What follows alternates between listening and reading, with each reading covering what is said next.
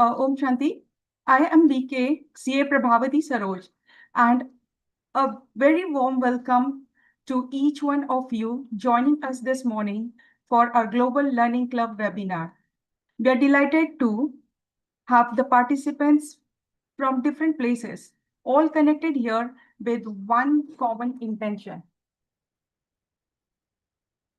to learn, reflect, and transform. Today's topic, Decoding Karma, Karma ki Guhya Gati, will help us explore the deeper, often unseen mechanics of how our actions shape our destiny. And more importantly, how we can transform our karmic journey. I encourage you to stay connected with us till the very end of the session, because towards the conclusion, you will have an opportunity to interact directly with our speaker through the question answer session.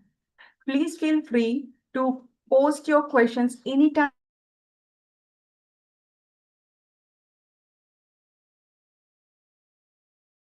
in the 1 minute. Well, it's my absolute privilege to introduce a speaker for today, BK Supriya Behan. BK Supriya holds a bachelor degree in computer engineering from Pune University and dual MBAs, one in human resources and other in self-management and crisis management. She is also currently pursuing a postgraduate diploma in psychological counseling from Symbiosis Pune. After working in IT industry, she felt a deeper calling and in 2010 transitioned into the field of education and personal growth. Since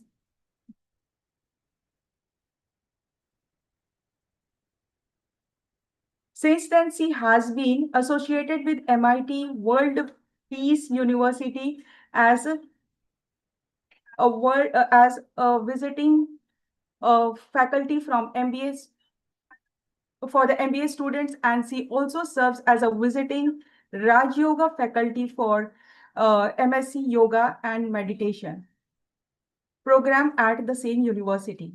A dedicated Raj Yoga meditation practitioner for the past 14 years, BK Supriya is a core team member of education wing of Brahma Kumaris, deeply involved in creating program that empower both students and educators. She has conducted numerous sessions and workshops on self-development, meditation, and values education across various colleges and universities in India. With her unique blend of technical knowledge and academic expertise and deep spiritual understanding, she brings a holistic perspective to every topic she shares.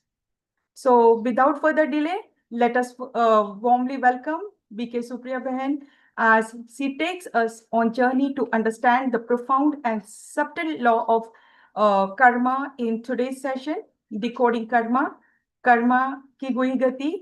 Well, over to you, Supriya Behan. Om Shanti.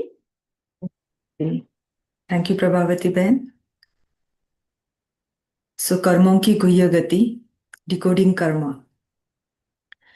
तो हम समझते हैं आज के समय पर हम हमेशा कर्मों के लिए एक थॉट जरूर रहता है कि कर्मा क्रिएट्स माय डेस्टिनी. जो भी कर्म मैं अभी के समय पर कर रहा हूँ वही मेरे भाग्य का निर्माण कर रहे हैं. ये सब समझ होते हुए भी आज अगर हम समाज को देखें तो या हम अपने आप को भी देखें तो हम ये देख पाते हैं कि वो भाग्य जो हम अनुभव करना चाहते हैं वो कम्प्लीटली 100% हम अनुभव नहीं कर रहे होते हैं. कहाँ ना कहाँ हमें कभी शरीर की कोई तकलीफ है या कभी मन किसी चीज पर उलझा हुआ है, कभी कोई रिश्तों में टकराव रहती है या कभी हम अपने स्टडीज में करियर में उतना प्रोग्रेस नहीं कर पा रहे जितना हमारा पोटेंशियल होता है.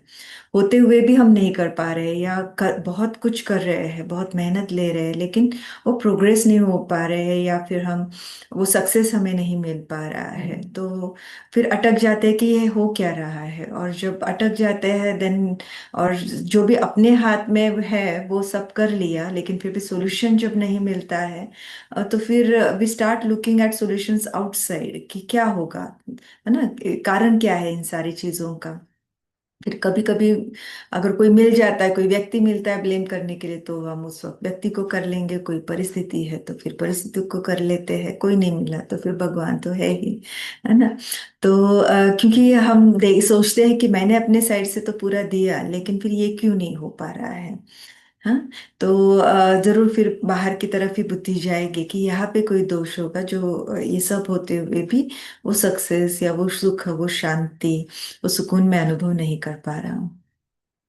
तो आज के सेशन में हम देखेंगे कि कैसे हर एक चीज जो बाहर दिखाई दे रही है, उसका बीज कहीं ना कहीं मेरे अंदर है, और मेरे कर्म जो अभी के या पहले के जो है, वो अभी के मेरे एक एक मोमेंट को शेप कर रहे हैं, और वो भाग्य के रूप में मेरे सामने आ रहा है। तो आज का सेशन हमारा कर्मों का एक जो सारे छोटे छोटे लॉज है वो देखने में हम ज्यादा उन चीजों को हम एक्सप्लोर करेंगे, कि एक बेसिक फाउंडेशन जो कर्मा फिलोसफी का होना चाहिए, वो फाउंडेशन आज हम क्रिएट करने की कोशिश करेंगे।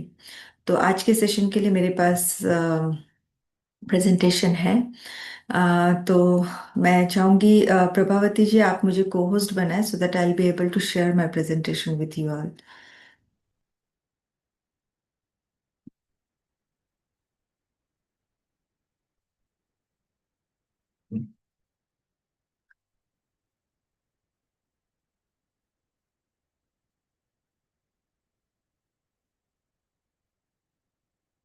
सिस्टर, आप मुझे को होस्ट बनाएंगे?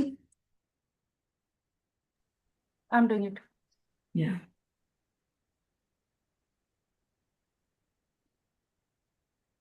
तो मैं समझती हूँ जो भी ज्वाइन हुए हैं और आगे भी जो सुनेंगे, उनको बोलो शेयर करें।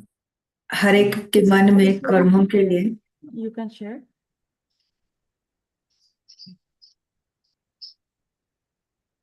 जी, मैं अभी तक को होस्ट नहीं हूँ।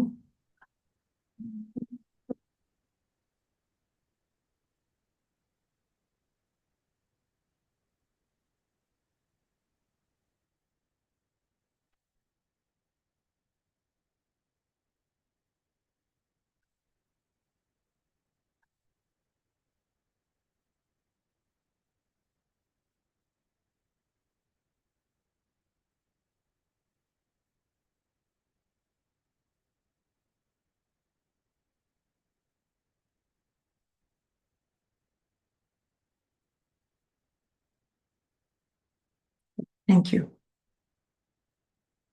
तो जैसे हम कह रहे थे कि हर एक के मन में कर्मों के लिए कुछ ना कुछ क्वेश्चंस रहते ही है।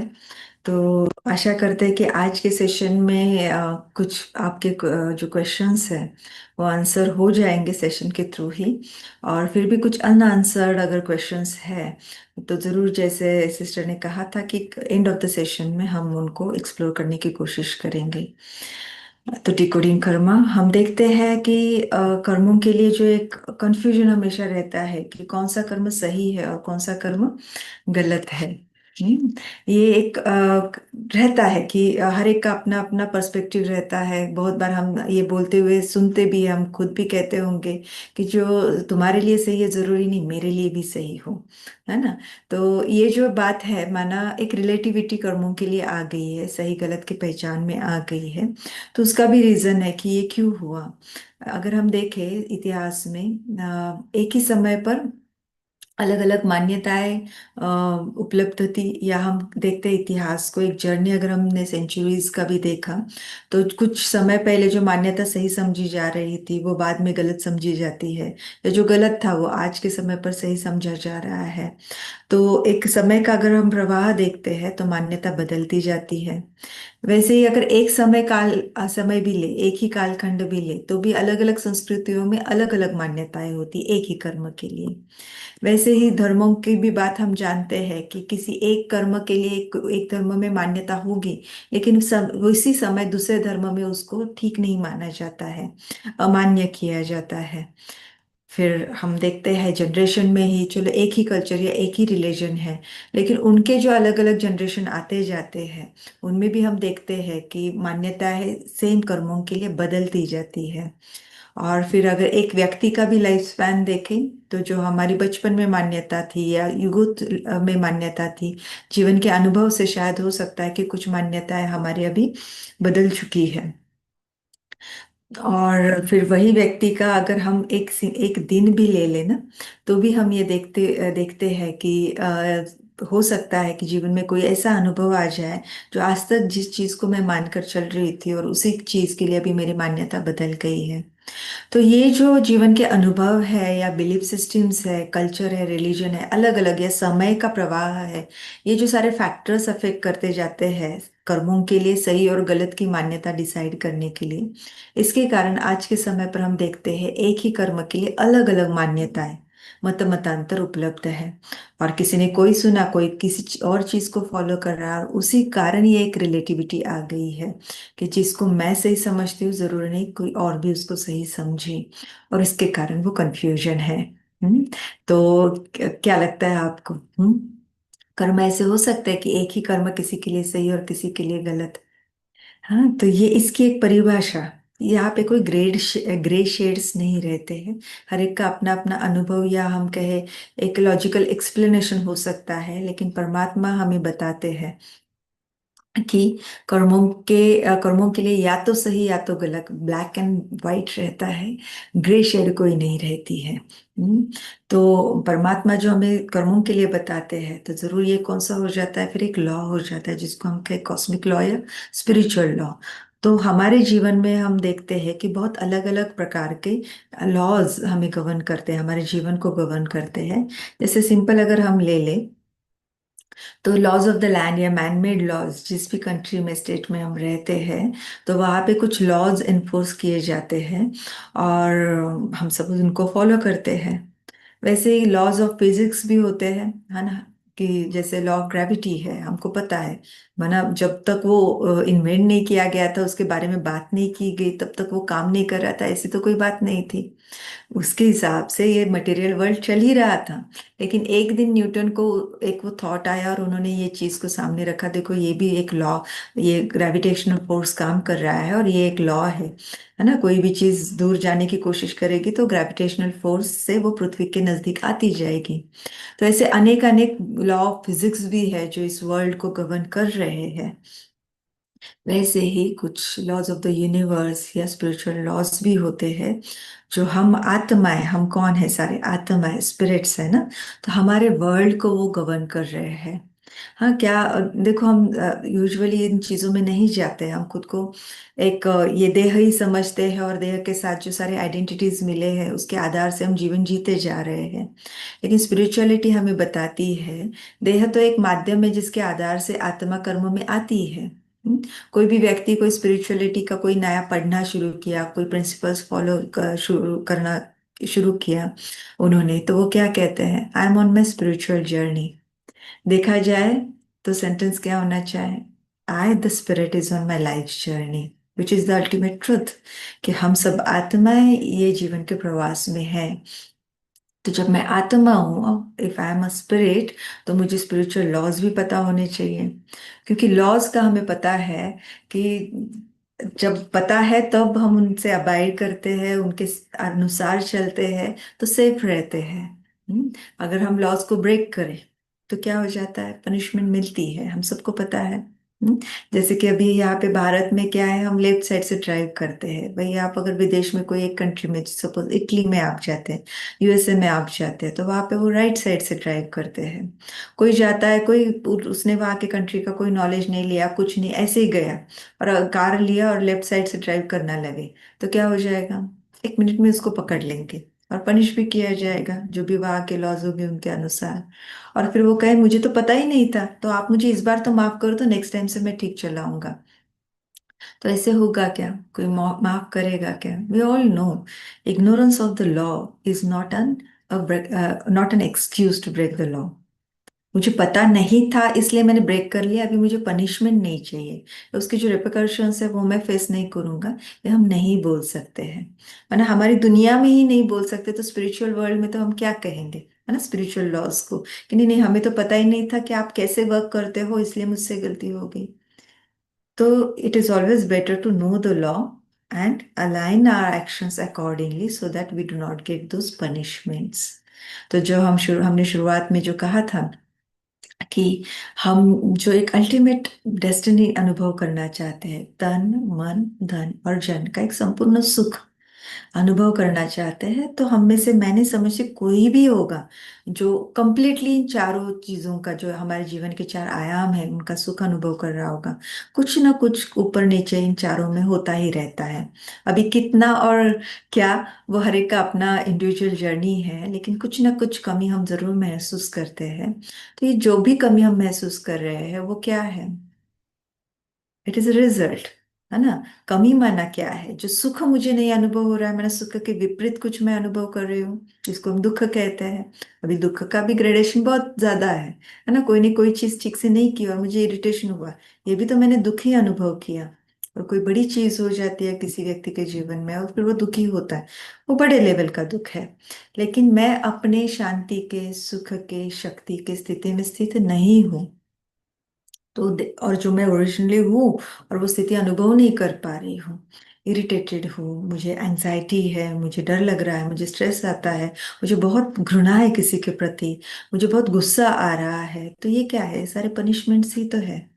अब ये पनिशमेंट क्यों मिल रहा है, क्योंकि हमने नोइंगली अननोइंगली कोई ना कोई लॉ ब्रेक किए हैं। और कौन से law, laws of the universe or spiritual laws. So it is always better to know all these laws so that we can align our actions accordingly, our lives accordingly, so that we do not have to face any punishments in our lives. तो ऐसे एक law of cause and effect spiritual world में, spirituality में एक सबसे एक बड़ा ये लॉ है, the law of cause and effect, जिसके अंडर बहुत अलग अलग लॉज भी आते हैं। हाँ, तो ये लॉ क्या कहता है, ये लॉ कहता है everything happens for a reason, for every effect there is a specific cause, that is cause causes certain effects. मतलब कोई भी इफेक्ट जो हम देखते हैं वो कभी भी विदाउट कॉज नहीं होता है। कोई भी चीज इस जीवन में कभी इस दुनिया में बाय चांस नहीं हो रही है, there is always reason for everything that happens in this world. This is what this law cause and effect says. अब इसके अंडर ही बहुत सारे लॉज है, जैसे अगर यही लॉ हम कर्मों के लिए लगाए तो वो हो जाता है लॉ ऑफ कर्मा। अटेंशन के लिए लगाए तो लॉ ऑफ अटेंशन, फिर अट्रैक्शन के लिए लगाए लॉ ऑफ अट्रैक्शन। तो ये सारे लॉज जो है वो law of cause and effect के ही सब लॉज हैं। तो अगर लॉ ऑफ कर्मा हम देखें तो फिर लॉ ऑफ कर्मा क्या कहता है, what ever experience that I create in others will be my own experience one day. जो भी अनुभव मैं औरों को कराता हूँ, कभी ना कभी वो अनुभव मेरा खुद का भी होगा। जो मैंने दिया है वही मैं पाऊंगा। तो जैसे देखो अभी, अब ये जो चित्र आपको दिखाया जा रहा है, आपको क्या लगता है लॉ ऑफ कर्मा के लिए ये चित्र अप्रोप्रिएट है? आप चैट विंडो में डाल सकते हैं, ये देख के आपको लॉ ऑफ कर्मा के लिए कौन सा सेंटेंस याद आ रहा है?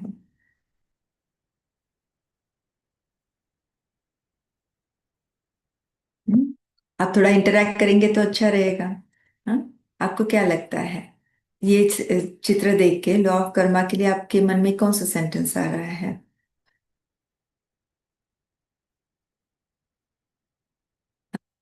यूजुअली क्या कहते हैं लॉ ऑफ कर्मा के लिए? जैसी करनी वैसी भरनी, वैसे ही जैसा बोओगे वैसा आप पाओगे, as you sow so shall you reap, right. तो कर्मों के लिए वही कहा जाता है, आज जो मेरे कर्म रूपी बीज है ना, वो जो मैं बोऊंगी वैसे फल मुझे भाग्य के रूप में मिलेगा। हम्म। तो ये हम मानते आते हैं कि मेरा जो कर्म है वही मेरे भाग्य को लाएगा, लेकिन उसके साथ साथ ही हम्म हम ये भी एक कहते हैं कि भगवान ही सुख और दुख देता है। तो अभी ये तो दो अलग कॉन्ट्रडिक्टरी मान्यताएं हो गई ना। या तो देखो, ये हो सकता है कि मेरे कर्म मेरे जीवन में भाग्य को लाएंगे, या फिर ये हो सकता है कि भगवान ही मेरा भाग्य डिसाइड करता है, फिर उस भाग्य में सुख भी हो सकता है, दुख भी हो सकता है। तो एक समय पर दोनों में से एक ही कोई मान्यता सही हो सकती है, दोनों नहीं हो सकता। क्योंकि पहली मान्यता में कंट्रोल पूरा मेरे पास है, मेरे कर्मों के हाथ में मेरा भाग्य बनाना है, और दूसरे में कंट्रोल मेरे हाथ में कुछ है ही नहीं, सारा कंट्रोल भगवान के हाथ में है। तो दोनों एक समय पर को एग्जिस्ट नहीं हो सकती है, दोनों में से एक कोई सही होगी। आपको क्या लगता है, कौन सी मान्यता सही है? क्या हमारे कर्म हमारा भाग्य का निर्माण करते हैं, या भगवान हमें भाग्य देता है? क्या लगता है आपको? चैट विंडो में डालेंगे आप?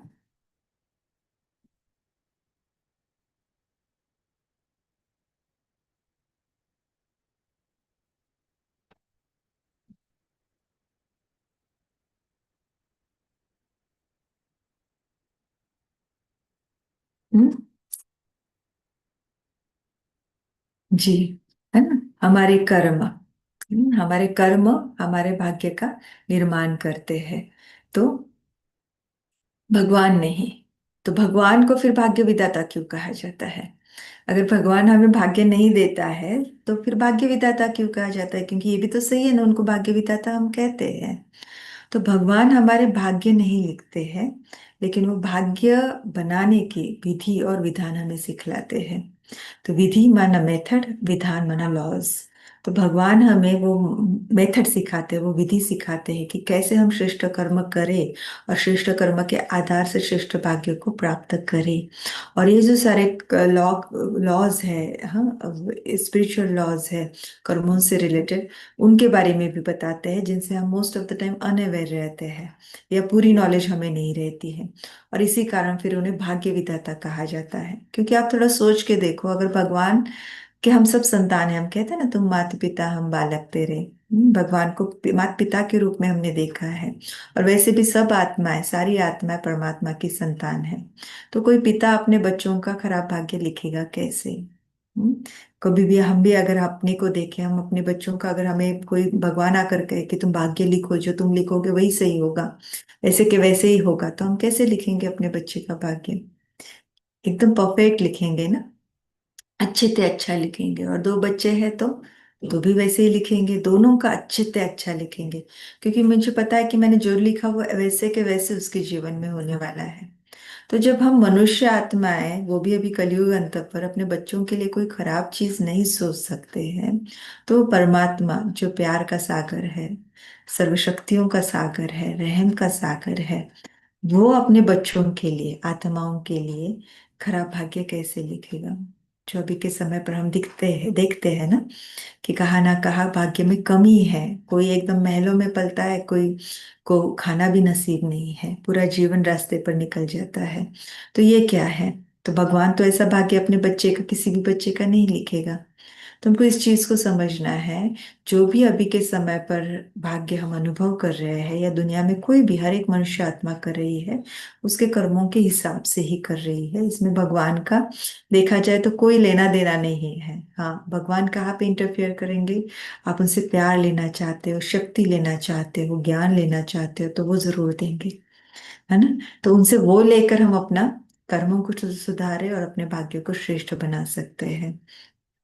तो सबसे पहले इस एक बिलीफ सिस्टम को अगर अंदर है, तो हमें निकालना होगा कि भगवान सुख दुख देता है, नहीं, वो विधि और विधान सिखलाता है। क्योंकि हमने बहुत बार ऐसे देखा है, अगर किसी के जीवन में कोई खराब, है ना, अनफॉर्चुनेट कोई सीन आ जाता है, तब भगवान के ऊपर बहुत गुस्सा आता है कि मैंने तो इतना किया इनके लिए, है ना, पूजा अर्चा की, या बहुत सारा जो जो जिसने जो किया, लेकिन इन्होंने मेरे जीवन में क्या किया? तो भगवान के ऊपर गुस्सा। हाँ, और वो ऐसा समय होता है कि जब से सबसे ज्यादा जो हमें मदद की जरूरत होती है, वो भगवान से मदद की जरूरत होती है। जितना उन्हें याद करेंगे, आत्मा के अंदर वो शक्ति आती है जो उस चीज को, सीन को फेस कर पाए। लेकिन उसी समय पर आत्माएं, मनुष्य, उनसे गुस्सा होके, नाराज होके, है ना, उनसे बुद्धियों को तोड़ देते हैं, तो और ही उस जो परिस्थिति आई है उसमें फंस जाते हैं। तो इसलिए अगर ये मान्यता कहा बहुत स्ट्रांगली है या बहुत स्लाइटली भी अंदर है तो उसको हमें निकालना होगा और बुद्धि में यही रखना होगा, जो मेरे कर्म हैं वही मेरे जीवन में भाग्य को लाएंगे। तो अब ये जो कर्म है जिनके लिए परमात्मा ने का मनम जो वो बताते हैं कि ये ग्रे शेड्स इसमें नहीं है, या तो ब्लैक है या तो वाइट है, तो वो कर्मों के प्रकार फिर उन्होंने क्या बताया है। तो एक है सुकर्म, दूसरा उन्होंने बताया विकर्म, और तीसरा है अकर्म। तब सुकर्म क्या है? तो जो भी कर्म शुभ भावना से किए गए हैं, अच्छे इंटेंशन से, कल्याण की भावना से किए गए हैं, उनको सुकर्म कहते हैं। तो ऐसे जो कर्म है वो हमेशा मेरे अंदर और औरों के अंदर खुशी को ही निर्माण करेंगे। और फिर ऐसे कर्म दुआओं के भी भागी हमें बनाते हैं, क्योंकि हमने किसी को सुख दिया। हम्म, तो क्या होता है, उनके दिल से वो दुआएं निकलती है। तो ऐसे सारे जो कर्म है जो शुभ भावना, शुभ कामना और कल्याण की भावना से किए गए हैं, उन्हें हम सुकर्म कहेंगे। फिर विकर्म क्या है? ऐसे कर्म जो विकारों के प्रभाव में किए जाते हैं, और हम समझते हैं ऐसे कर्म हमेशा ही क्या होंगे, वो दुखदाई होंगे। ये मेरे जीवन में भी और औरों के भी जीवन में आज न नहीं तो कल दुख लाएंगे जरूर। फिर है तीसरे कर्मों का प्रकार, वो है न्यूट्रल इंटेंशन से जो किए जाते हैं, अकर्म। हाँ, देखा जाए तो स्पिरिचुअलिटी में अकर्म ये बहुत एक अलग उसकी समझ है, लेकिन अगर हमें बहुत सिंपली इसको समझना है तो ये क्या है कि जहाँ पे सिंपल, जैसे कोई एक रूम से दूसरे रूम पे में चल के जा रहा है, अभी ना इसमें किसी को सुख दिया ना किसी को दुख दिया, है ना, वो जनरल यहाँ से गया और चल पास हुआ एक रूम से दूसरे रूम में। हाँ, कोई नींद कर रहा है तो हम कह सकते हैं कि ये अकर्म है, क्योंकि यहाँ पे कोई ना पॉजिटिव इंटेंशन है ना कोई निगेटिव इंटेंशन है, और इसी कारण इन कर्मों का जो रिजल्ट है वो भी न्यूट्रल ही रहता है। हम्म? देखा जाए तो इसकी एक अलग डेप्थ है अकर्म की, लेकिन अब जिस लेवल पर आज हम समझ रहे हैं उस लेवल पर हम इतना ही समझे कि ऐसे कर्म जो जिनका कोई न्यूट्रल इंटेंशन है, ना सुख देने का इंटेंशन है ना दुख देने का, ठीक है। तो मेनली हमें कहाँ पे फोकस करना है, सुकर्म जो अच्छे कर्म है और विकर्म जो विकारों के आधार पर कर्म किए जाते हैं। हम्म? तो अब लॉ ऑफ कर्मा क्या कहता है, जैसे मेरे विचार होंगे, वैसे मेरे एक्शंस होंगे, और जैसे एक्शंस होंगे, हाँ, वैसा ही मेरा भाग्य का निर्माण होता जाएगा। तो अभी इसमें हमें कुछ पॉइंट्स को समझना होगा, थोड़ा हम एक्सप्लोर करेंगे, तीन चार पॉइंट्स है यहाँ पे। देखो, बहुत बार अगर कोई जीवन में थोड़ा सा कहाँ रुकावट आ जाती है, कोई विघ्न आ जाता है, और हम अपने हिसाब से हमने सारी कोशिश कर ली और कुछ समझ में नहीं आ रहा है, तो बहुत बार कुछ लोग हैं वो जो है अपनी कुंडली है लेकर ज्योतिषी के पास जाते हैं। इन जनरल भी जाते हैं लोग कि आगे क्या है वो जानने के लिए। तो अभी देखो यहाँ पे क्या है, ये थोड़ा सा रिस्की हो सकता है। अगर आगे कुछ ऐसा लिखा हुआ है, उन्होंने इन जनरल भी आप गए हैं या कुछ भी किसी ने कहा कि चलो चलो आगे के 3 साल है वो आपके बहुत रफ जाने वाले हैं, आपको बहुत परेशानियां होंगी, आप बहुत सारे प्रॉब्लम्स आएंगे। तो जो आज अभी भी मेरे अंदर जो ताकत है चीजों को संभाल कर चलने की, फेस करने की, या जो उमंग है कि हाँ मैं कुछ करूंगा ही, आ रहे ऑब्स्टेकल्स में करूंगा, जब किसी ने बताया कि आगे के 3 साल ऐसे होंगे तो क्या होगा, वो अंदर एक बिलीफ सिस्टम के रूप में बैठ जाएगा। हाँ, 3 साल तो मेरे ऐसे है ही, तो मैंने मेहनत करने से भी क्या यूज है, सक्सेस कहाँ मिलने वाला है।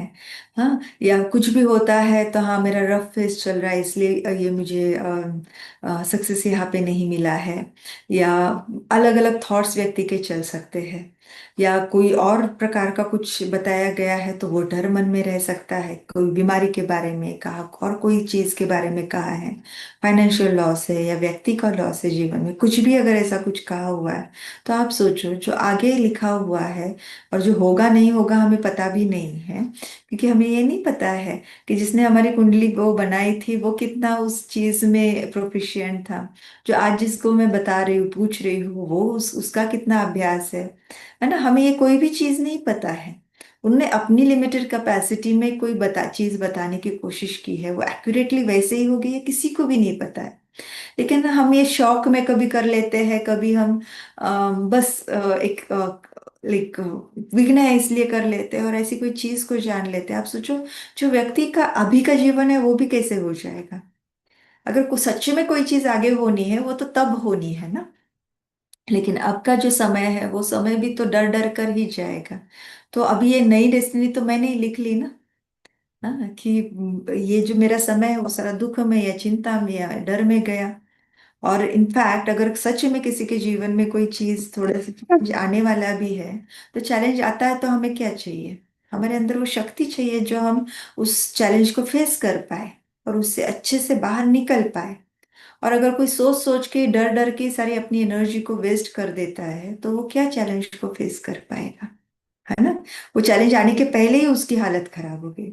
जो हमने कोविड में देखा, बहुत लोग तो सिर्फ डर से गए, है ना। खांसी आ रही है या कोविड डिटेक्ट हुआ, उसके बाद वो डर से ही लोग गए हुए हैं।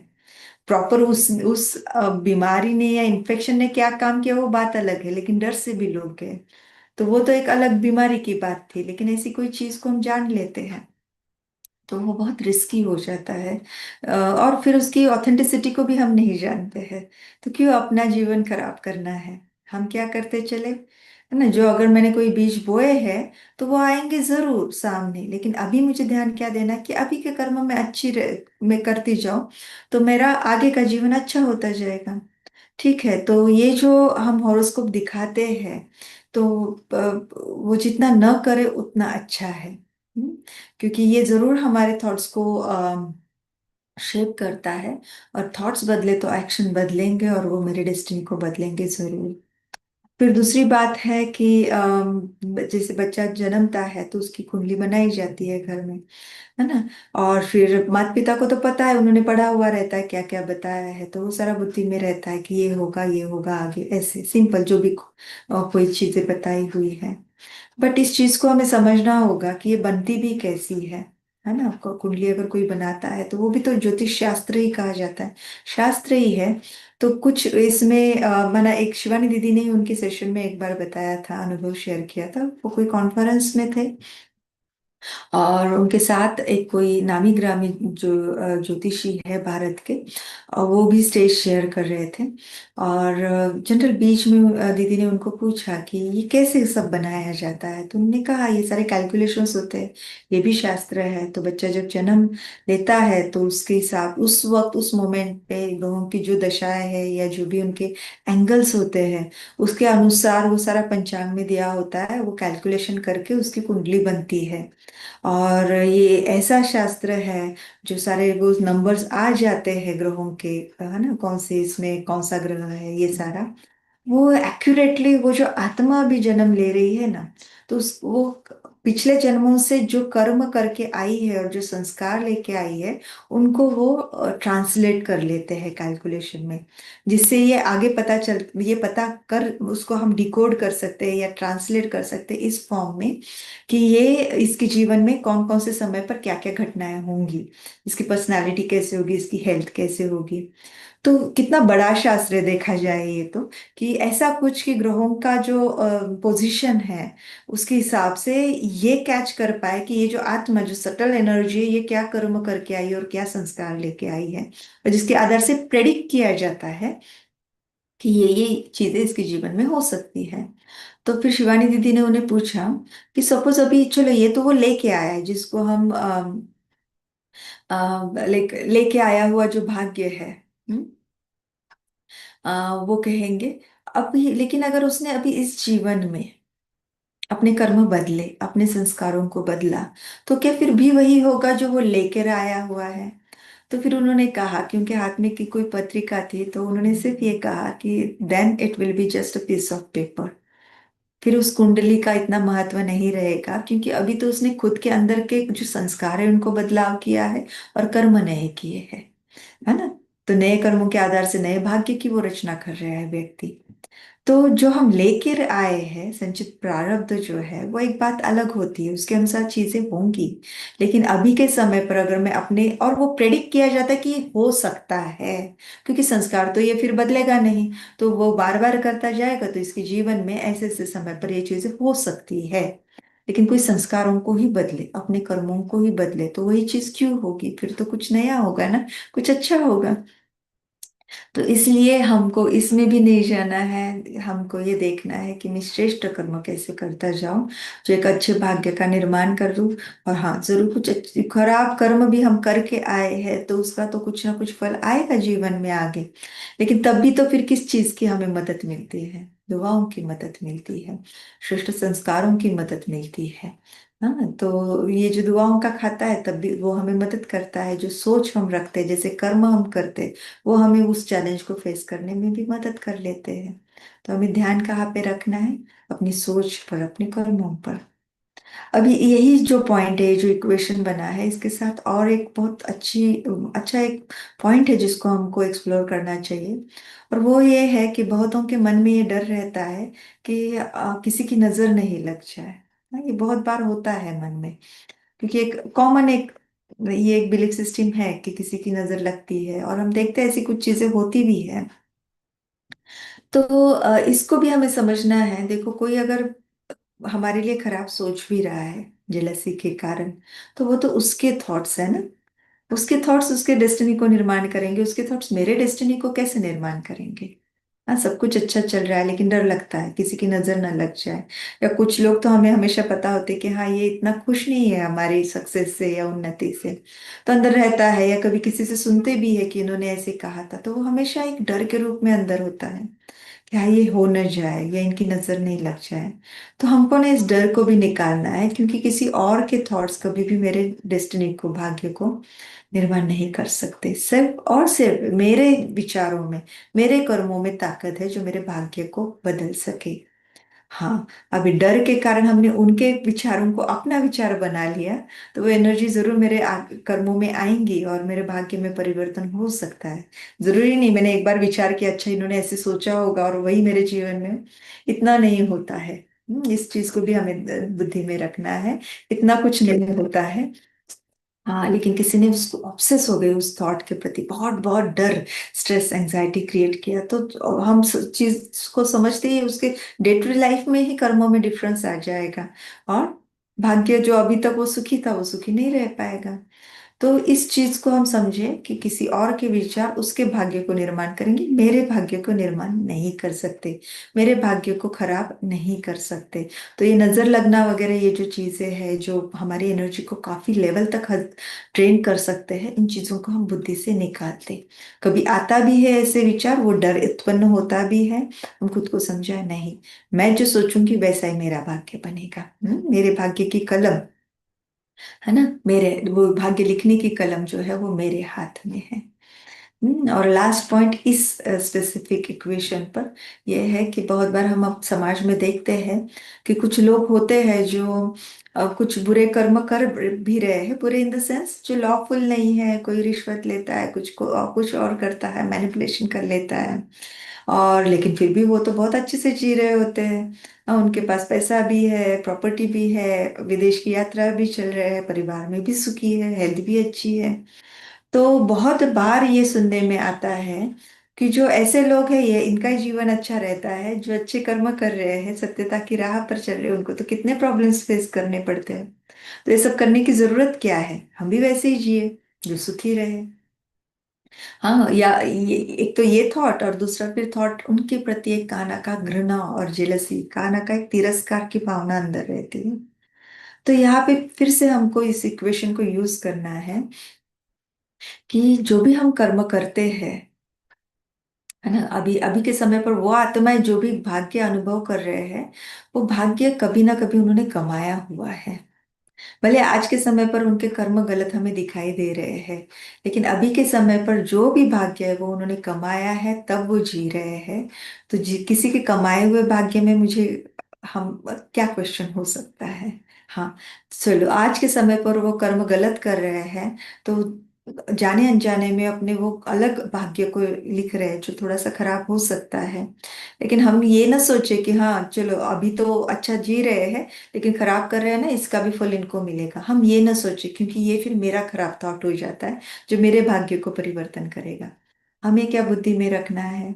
चलो परमात्मा इनको बुद्धि दे, सद्बुद्धि दे, जो इन्होंने जो अच्छे कर्म करते चले, आज जो अच्छा भाग्य अनुभव कर रहे हैं वो कुछ अच्छे कर्मों के कारण कर रहे हैं।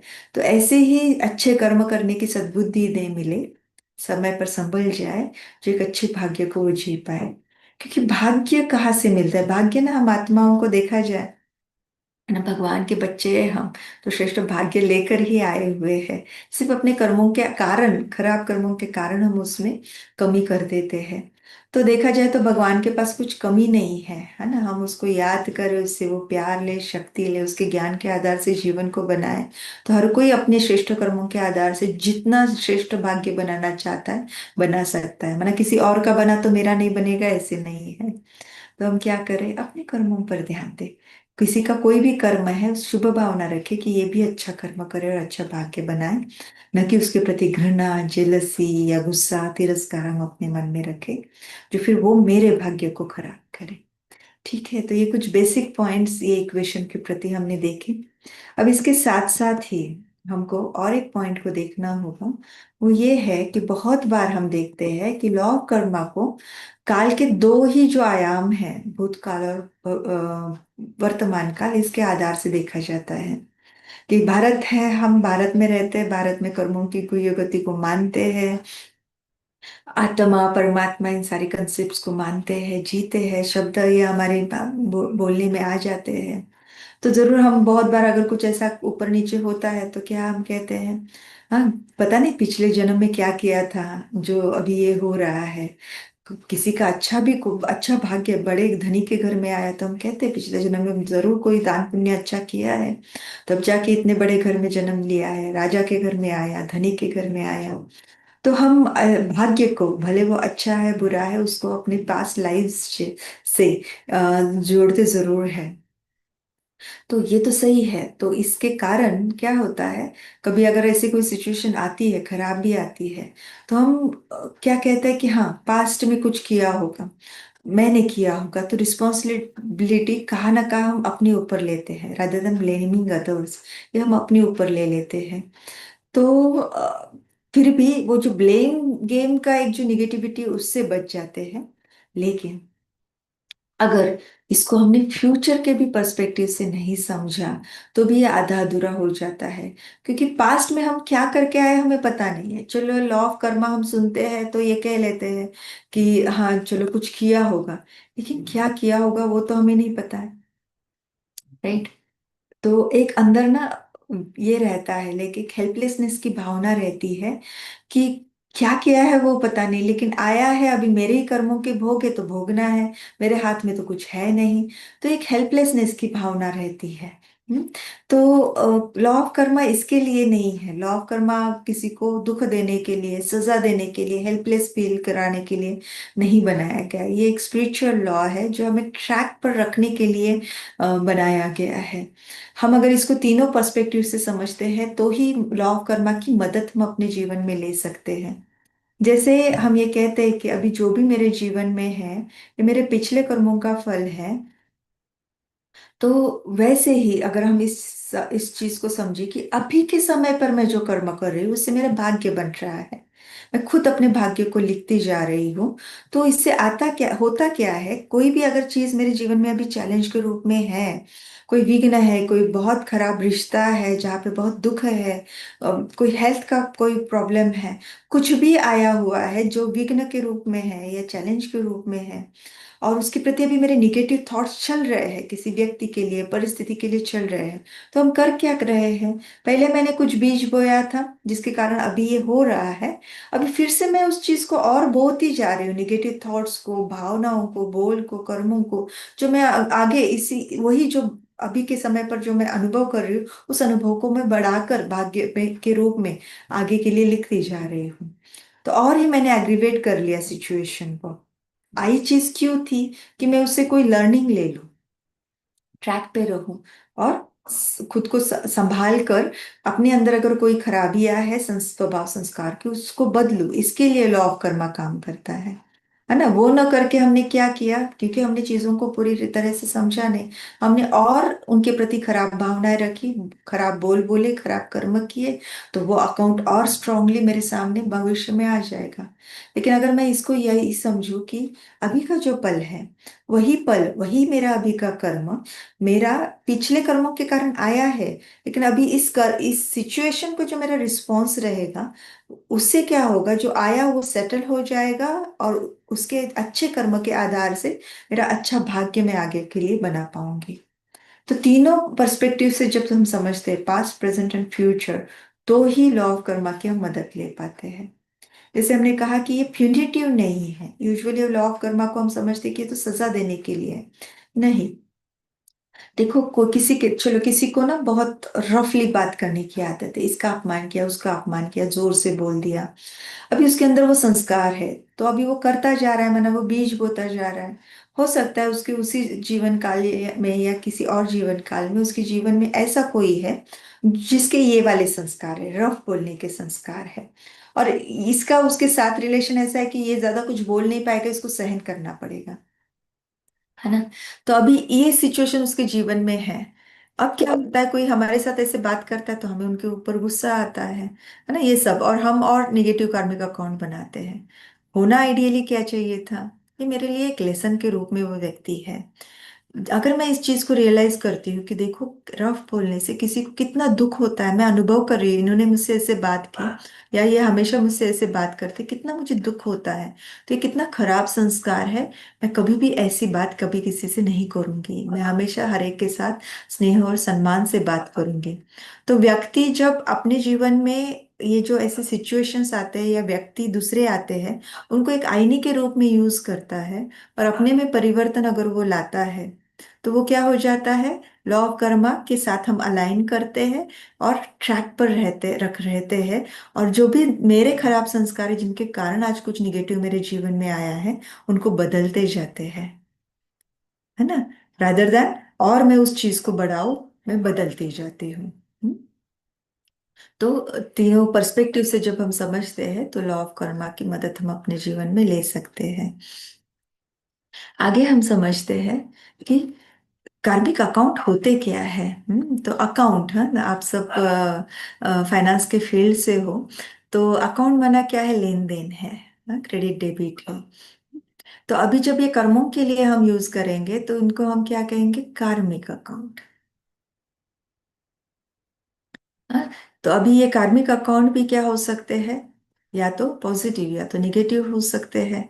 हम्म, और जब कार्मिक अकाउंट का कर्म हमारे, हाँ, या अकाउंट हमारे पॉजिटिव या निगेटिव होते हैं, तो उसके रिजल्ट भी पॉजिटिव या निगेटिव आ जाएंगे।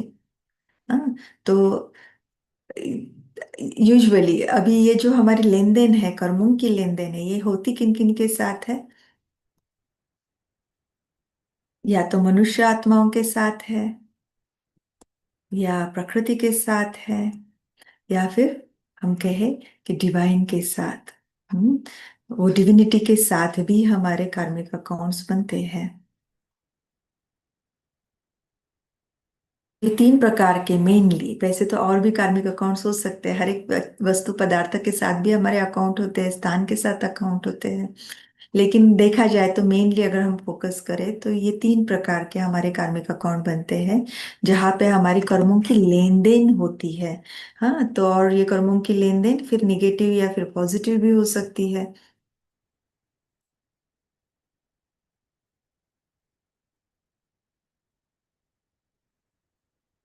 अब जब कर्मों की जो अकाउंट है,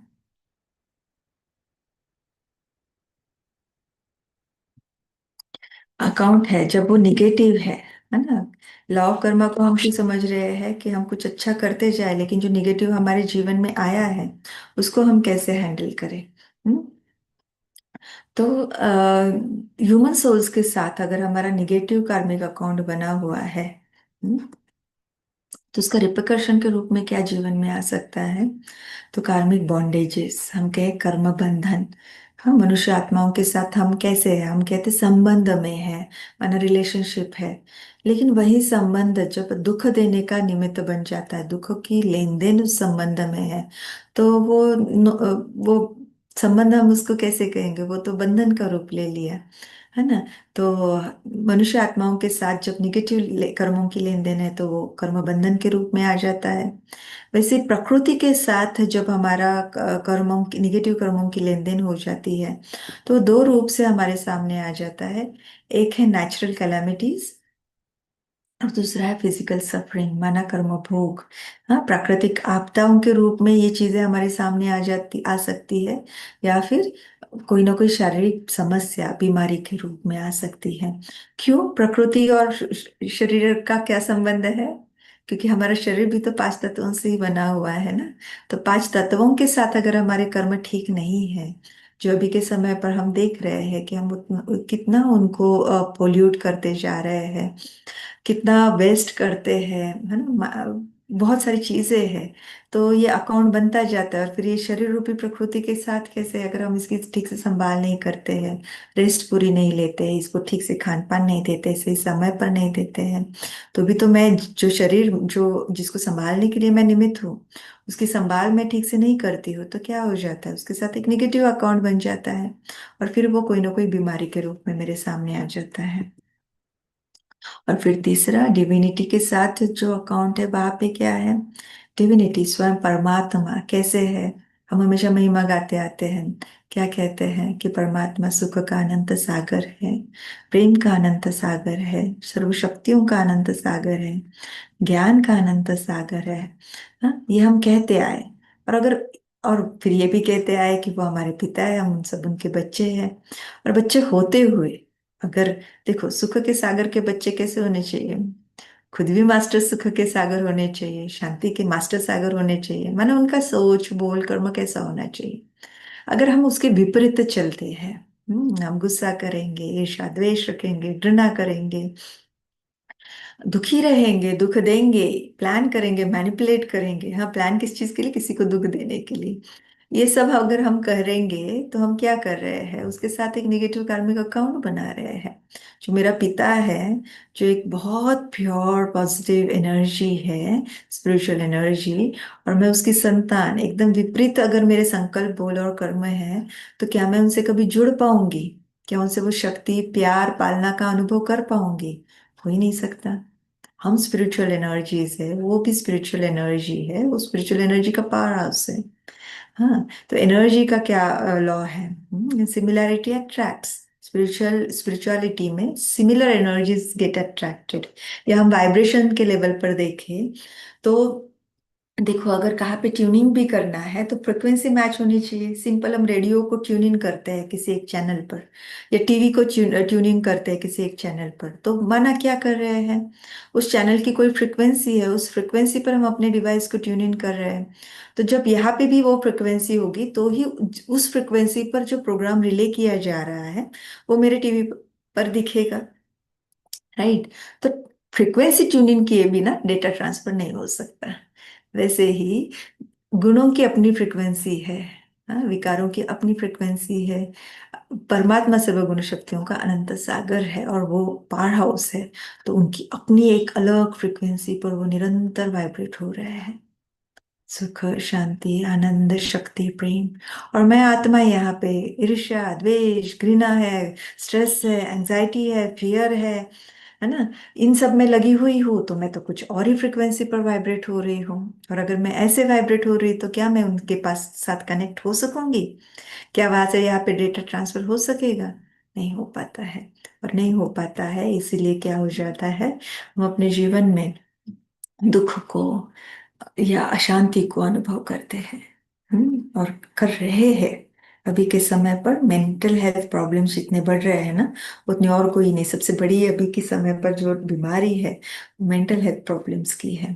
एक समय था जब हार्ट डिसीजेस को के ऊपर सबका बहुत ध्यान था, कि आगे के 10 सालों में इतने इतने मरीज होंगे, इससे इतनी डेथ्स हो सकती है, ये है वो सारा स्टैटिस्टिक्स निकाला जाता था। उसके बीच में अचानक से कैंसर आ गया, और फिर सारा ध्यान सबका कैंसर के ऊपर गया, कि इतने सालों में कैंसर के इतने पेशेंट्स हो सकते हैं, ये होगा वो होगा, हॉस्पिटल बनाना, ये स्टैटिस्टिक वो स्टैटिस्टिक। और करते करते कैंसर पीछे पड़ गया, और अभी सारे मेंटल हेल्थ डिसऑर्डर जो है ना, उनके ऊपर सारा काम चल रहा है, कि डिप्रेशन के कितने पेशेंट है। कहा जाता है हर 4 व्यक्ति में कोई एक व्यक्ति ऐसे हो सकता है, ये भी बहुत पहले का है स्टैटिस्टिक्स, अभी तो मैं समझती हूँ बहुत और भी कम आया होगा, कि जहाँ पे या तो कभी ना कभी डिप्रेशन को अनुभव किया है, और that person is on the verge of getting into depression और ऑलरेडी डिप्रेस्ड, है ना। तो इतना ज्यादा, माना चार लोग, अभी अगर चार का भी हम पकड़े तो हर एक घर में तीन या चार लोग तो होते हैं। What does that mean? मैंने हर घर में कोई ऐसी व्यक्ति है जिसने डिप्रेशन को या तो अनुभव किया है या अभी करने जा रही है, मतलब वर्ज ऑफ इट। हाँ, माना क्या हम क्या कह रहे हैं, हम कौन से समाज में अभी रह रहे हैं। तो ये बहुत बड़ी बात है, और ये सब क्यों हो रहा है? क्योंकि जाने अनजाने में हमने स्पिरिचुअल लॉज को ब्रेक किया है। हम जो एनर्जी है और हमारे हमको जो गवर्न करते हैं लॉज, उनको हम भूल गए, और उसके विपरीत हमने कर्म किए, तो अपने पिता से, परमात्मा से दूर होते गए, और फिर दुख, अशांति को, भय को, चिंता को अपने जीवन में हमने इनवाइट किया। ठीक है। तो ये कर्म के अकाउंट्स हमने देखे, और उसके जो रिpercussions है, रिजल्ट्स है, उनको भी देखा, टाइप्स देखे और रिजल्ट्स को देखा। हम्म। अभी जो कर्मों का रिजल्ट आएगा, है ना, वो तो रिpercussion था, रिजल्ट जो आएगा वो भी तीन प्रकार से आता है ना, समय के हिसाब से अगर हम रिजल्ट को देखें तो। एक है शॉर्ट टर्म, दूसरा mid term, long term. Short term में रिजल्ट वापस मेरे पास आएगा, माना क्या, मैंने कुछ किया और इमिजिएटली मुझे उसका अनुभव हुआ। माना मैं कहाँ पे जाती हूँ और बहुत प्यार से किसी से बात करती हूँ, तो क्या हो जाता है, वो भी बहुत प्यार से और सम्मान से मुझे मेरे साथ बात करते हैं। हाँ, वही अगर मैंने रूडली अरोगेंटली बात किया तो कैसे बात होती है उनसे, उनसे भी वैसे ही बात हो जाती है। तो जो मैंने किया उसका इमीडिएट मुझे रिजल्ट भी मिल गया। ऐसी बहुत सारी चीजें होती है। फिर हम देखेंगे मिड टर्म को। तो मिड टर्म माना इसी जीवन काल में उसका अनुभव होना। हम्म। तो जैसे अगर कोई को फिजिकल हेल्थ का बहुत ये है, कंसर्न है, वो एक्सरसाइज डेली ठीक करते हैं, अच्छी नींद लेते हैं, अच्छा खाना खाते हैं, समय पर खाना खाते हैं, ये सब करते हैं, तो हम देखते हैं कि इसी लाइफ टाइम में हम देखते हैं उनका शरीर बहुत अच्छा हेल्दी रहता है। भले उनकी एज आगे जा रही है लेकिन शरीर से वो बहुत स्वस्थ है। तो ये क्या हुआ, अच्छे कर्मों का अच्छा फल उन्हें उसी लाइफ टाइम में मिला। वैसे अगर कोई नहीं करता है तो वो भी देखते हैं, हम उस जीवन काल में होते हुए देखते हैं कि फिर शरीर कोई ना कोई समस्या लेकर आता है ना। यूथ एज में कैसे है, शरीर क्या है, ठीक रहता है, और वैसे भी प्रकृति के पांचों तत्व बहुत सहनशील होते हैं। तो वो मदद करते जाते हैं, सहन करते जाते हैं। लेकिन अगर हम बिल्कुल ध्यान ही न दें, हाँ, तो और फिर क्या है, वो नेगेटिव कर्मा हो जाता है शरीर के साथ। तो उसी लाइफ टाइम में कोई ना कोई बीमारी, है ना, 40s में, 30s में आना शुरू हो जाता है, जो हम देखते हैं बहुत यंग एज में। अभी के समय पर हम बीपी को, डायबिटीज को, या फिर कैंसर भी बहुत सारा है ना, ये सब, ये मेंटल हेल्थ इश्यूज है, ये सब होते हुए देख रहे हैं उसी जीवन काल में। इनको मिड टर्म कहेंगे कि मैंने जो कर्म किए उनका रिजल्ट मुझे कहाँ मिला, इसी जीवन काल में मिला। अब होता है कुछ कुछ कर्म ऐसे हो जाते हैं ना, उनका फल इस जीवन काल में नहीं मिल सकता है, उनका फल किसी और जीवन काल में मिलता है। तो उनको हम कहेंगे कि लॉन्ग टर्म है, रिजल्ट जो है वो उस जीवन काल में नहीं है। हाँ, नहीं मिलता है। और यहाँ पे ही सारी गड़बड़ हो जाती है कि जब मैंने जो कर्म किया उसका रिजल्ट इस जीवन काल में नहीं, कहीं और किसी और जीवन काल में मिलेगा। अब तब तो हमें पहले वाले कर्म याद नहीं रहते हैं, लेकिन अभी वो समस्या आ गई जीवन में। तो फिर हम क्या कहते हैं, पता नहीं मैंने क्या किया है कि जो ऐसा हो रहा है। क्योंकि हम क्या करते हैं, अपने इसी जीवन काल को देखते हैं, मैंने ऐसे कुछ कर्म किया ही नहीं है जो मेरे साथ ऐसा हो, ये भी कह लेते हैं।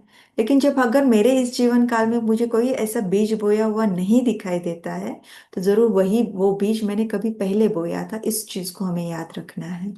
हाँ, भले मुझे ये नहीं पता है कि कर्म क्या था, एक्चुअली देखा जाए तो जो समस्या आई है ना, उससे मुझे अपने कर्मों का पता लग जाता है।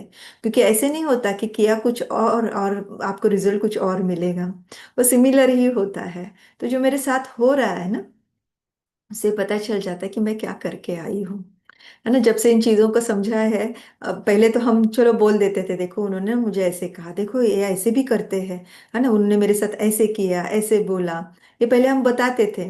अभी अगर अभी भी तो होता ही है ना, तो कुछ भी होता है और मुझे अगर ऐसे अंदर से आता है कि मुझे बताना है, तो पहला थॉट तो यही आता है, देखो अगर कोई मेरे साथ कोई खराब चीज कर भी रहा है, तो जरूर मैंने जो उनके साथ पहले किया था वही वापस आ रहा है। हमने देखा ना, the experience that I create in others will be my own experience one day.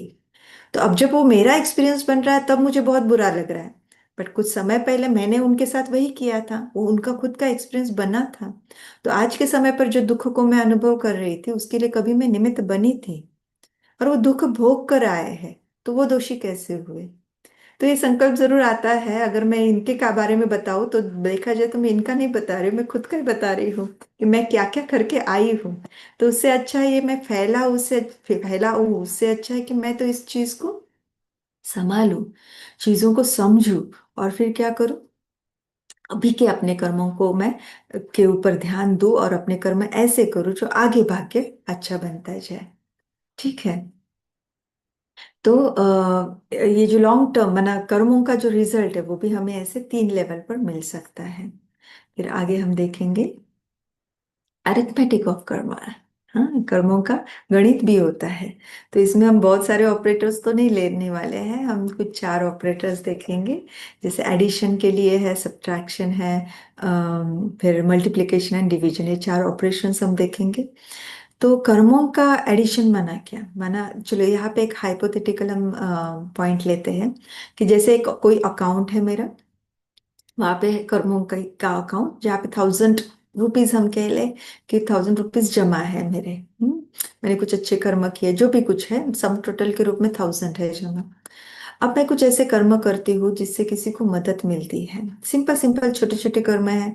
जैसे हम लिफ्ट से जा रहे हैं, कोई हमें पता चलता है कोई भाग के आ रहा है और हम रुकते हैं उसके लिए। हम जिस सोसाइटी में रहते हैं वही हमारे पहचान के लोग होते हैं, मैंने अपने लाइक फ्लोर का नंबर दबा दिया, उनका भी दबा दिया। कोई घर में आता है उसको पानी पूछ लिया, चाय पूछ लिया, है ना। कोई जा रहा है उसके हाथ में बहुत वजन है, हम पहचानते हैं उनको, ऑफर करते कि हम क्या, हम भी को एक हाथ बैग ले ले। छोटी छोटी चीजें हैं, और हम कर लेते हैं, तो उनके दिल से जो दुआएं निकलती है ना हमारे लिए, वो क्या होता जाता है, प्लस, +10 +10 +10। तो जो आपका अकाउंट था उसमें +10 +10 +10 होता जाता है, तो अकाउंट बढ़ रहा है, फायदा ही है। यही सारी चीजें अगर हम जानबूझकर नहीं करते हैं तो क्या होता जाता है, -10 -10 -10। कि जो चीज कर रहे थे, कर सकते थे, सारी बहुत छोटी चीजें हैं लेकिन कर सकते थे, नहीं किया, तो उनके दिल से एकदम से क्या निकलेगा, जो निकलेगा ना उससे वो वहां पे -10 हो जाएगा। कोई भाग के आ रहा है, हम सोचते हैं मुझको जल्दी, अभी उसके लिए कौन रुकेगा, हम निकल जाते हैं। और वो वहां पे आता है और उसने देखा था कि ये भी पहले चढ़े थे लिफ्ट में, और उसके अंदर, अरे 1 सेकंड के लिए, 1 मिनट के लिए रुक सकते थे ना, ये जो आ गया ना ये मेरे अकाउंट से -10 कर लेगा। हम्म। तो हम अपने जीवन में देख सकते हैं, ऐसे बहुत छोटी छोटी चीजें होती है, अवेन्यूज होते हैं, हमें अपॉर्चुनिटीज मिलते हैं जो हम औरों को सुख दे सके, लेकिन कभी हम देते हैं कभी नहीं देते हैं, तो ये अकाउंट फिर कभी डेबिट होता है कभी क्रेडिट होता है। वैसे ही हम आगे देखेंगे मल्टीप्लिकेशन एंड डिवीजन। तो भी इससे आपको प्लस एंड एडिशन सब्ट्रैक्शन से अंदाजा आया होगा कि मल्टीप्लिकेशन और डिवीजन में भी क्या होगा। हम्म। तो मल्टीप्लिकेशन माना क्या, कुछ ऐसे कर्म जिससे और उनको सुख मिले, लेकिन अभी इसकी जो इंटेंसिटी है, डेप्थ है, ये अलग लेवल पर है। कोई जीवन में समस्या में है, मुंझा हुआ है, अटका हुआ है ना, और हम उसको अपने नॉलेज के आधार से, अपने समझ के आधार से गाइड करें, किसी भी लेवल पर हम मदद करें जो वो समस्या से बाहर निकल पाए। हाँ, कोई ने बड़ी गलती की है और हम बड़े दिल से उसको माफ कर दे, उसको सहयोग दे, है ना। भगवान कहते हैं गिरे हुए को गिराओ मत, है ना, और धक्का नहीं देना है, उसको उठाना है। माफ कर दो उसकी गलती को, उसको और समझ दो, प्यार दो, जिससे वो आगे बढ़े। हाँ, जब हम ऐसा, और या किसी के आईवेल में मदद करना, माना बहुत जरूरत की चीज समय है और तब हम मदद कर लेते हैं, तो इससे जो दिल से दुआएं निकलती है ना, इनकी इंटेंसिटी अलग होती है और इससे मल्टीप्लाई, तो ये क्या होता है फिर, हाँ, 1000 × 10 × 10 × 10, तो ये कितना बढ़ता जाता है। और वही जब हम जानबूझकर किसी को दुख देते हैं, कभी मैनिपुलेट करते हैं, कभी लाइक प्लान करके कुछ ऐसा कर लेते हैं जिससे किसी को दुख मिले, तो वहां पे क्या हो जाता है, डिवाइड हो जाता है। हाँ, divide by 10, divide by 10, divide by 10 ना, 1000 है, divide by 10 100, 100 divide by 10 10, divide by 10 1, divide by 10 देखो अभी कौन से साइड पर चलता जाएगा वो, है ना। तो ये माइनस में जब अकाउंट चला जाता है ना, डिवीजन से या सब्ट्रैक्शन से, तब जीवन बहुत अच्छा नहीं रहता है। और हम देखते हैं बहुतों के जीवन अभी के समय पर ऐसे है, बहुत समय से, बहुत सालों से बेड रिटर्न है या ऐसी बीमारी से जूझ रहे हैं जो पूरा आपका तन मन धन जन हर लेवल पर हर एक चीज शेक हो गई है। या फिर मेंटल हॉस्पिटल में कोई एडमिट है, या कोई डी एडिक्शन सेंटर पर एडमिट है, या जले हुए के वार्ड में है, जेल में बंद है। ये सारे केसेस कौन से हैं कि आपका खाता अभी नेगेटिव में चल रहा है। कर्म ऐसे हुए हैं जिससे औरों को दुख बहुत मिला है, जो कल में उनका एक्सपीरियंस था जो आज मेरा बना है। ठीक है ना। तो इन चीजों को समझना है। और हमेशा, आप तो फाइनेंस के लोग हैं तो हमेशा फायदे की हमें क्या सोचनी है। बड़े बड़े कर्म करेंगे और फिर मल्टीप्लाई करेंगे, वह वो तो करने ही है, लेकिन छोटे छोटे से भी एडिशन करते चलना है। +10 +10 +10 करके भी अकाउंट बहुत बड़ा बन सकता है। हम्म। फिर जैसे हमने यहाँ पे कहा कि एक हाइपोथेटिकल सिचुएशन कि अकाउंट एक है, लेकिन अकाउंट वैसे एक अकाउंट इन द सेंस माना, वो जो लेखा जोखा है वो एक इसमें नहीं माना 1000 पे ही प्लस और 1000 पर ही माइनस नहीं होता है। क्रेडिट और डेबिट के कॉलम्स अलग रहते हैं जैसे यूजुअली अकाउंटिंग में होता है। बट फिर भी at the end of the month हम या डे हम क्या करते हैं कि जो भी अगर माना, सपोज जैसे 1000 रुपीज है जमा हुए हैं और मेरा खर्चा 200 रुपये हुआ है, तो अभी मेरे पास बाकी कितना बचा बचा है। तो 1000 - 200 मैंने खर्चा किया, 800 मेरे पास है। हाँ, ये कर्मों के साथ नहीं लगता है ऐसा अकाउंटिंग, है ना। जो मैंने अच्छे कर्म किए हैं वो क्रेडिट में जमा है, जो खराब किए हैं वो डेबिट में जमा है। और अगर जब आत्मा शरीर छोड़कर आगे चलती है दूसरे जन्म में, तो ऐसे नहीं होता 10 अच्छे कर्म -5 खराब कर्म तो 5 अच्छे कर्म लेकर जाएगा, उस हिसाब से भाग्य अनुभव करेगा। नहीं, क्या हो जाता है, जो अच्छे 10 कर्म किए उनका अच्छा भाग्य आता है, और जो खराब किए हैं उनका भी वैसा वाला भाग्य आ ही जाता है। अपने अपने समय पर आ जाता है, कौन सी चीज है कौन सा कर्म है उसके हिसाब से वो चीजें आती जाती है, बट आता दोनों का है। हम्म। तो इस चीज को बहुत अच्छे से समझना है। और साथ ही साथ इसके साथ और एक एक बिलीफ सिस्टम जो चलती है, जो क्योंकि हमने एक ही अकाउंट समझ लिया ना, इसलिए बिलीफ सिस्टम क्या, चलो बिजनेस में तो हर एक चीज चलती है, कर लो। और फिर क्या है, साल में एक बार जाके कोई कोई इष्ट देवता है माना, वहां पे हुंडी भर लो। हाँ, वहां पे दान पुण्य किया तो जो खराब अभी किया है वो सारा सेटल हो जाएगा। नहीं होता है, जो अच्छा किया उसका अच्छा मिलेगा, लेकिन जो खराब किया है उसका भी फल आएगा जरूर। हाँ। तो हमें ध्यान दोनों पर देना है, क्या करना है, खराब कर्मों से दूर रहते जाना है, अच्छे कर्म करते जाने हैं। तो वही बात, अब जब हमने इतना सारा समझा, हाँ, हमने कर्मों के प्रकार देखे, फिर उनके फल कब आते हैं, short term mid term long term, वो हमने देखा कि फिर हमने ये देखा कि भगवान हमारे कर्म नहीं लिखते हैं, वो भाग्य विधाता है क्योंकि वो हमें विधि विधान सिखलाते हैं, लेकिन मेरे कर्म ही मेरे भाग्य का निर्माण करते हैं। तो जैसे मेरे विचार होंगे वैसे मेरे कर्म होंगे और वैसा भाग्य निर्माण होता जाएगा। तो ना मुझे ज्योतिषी के पास जाना है, ना कुंडली किसी को दिखानी है, ना किसी और के भाग्य को देखकर जेलस होना है, ना किसी कोई की नजर लगेगी ये सोचकर डरना है। करना कुछ भी नहीं है।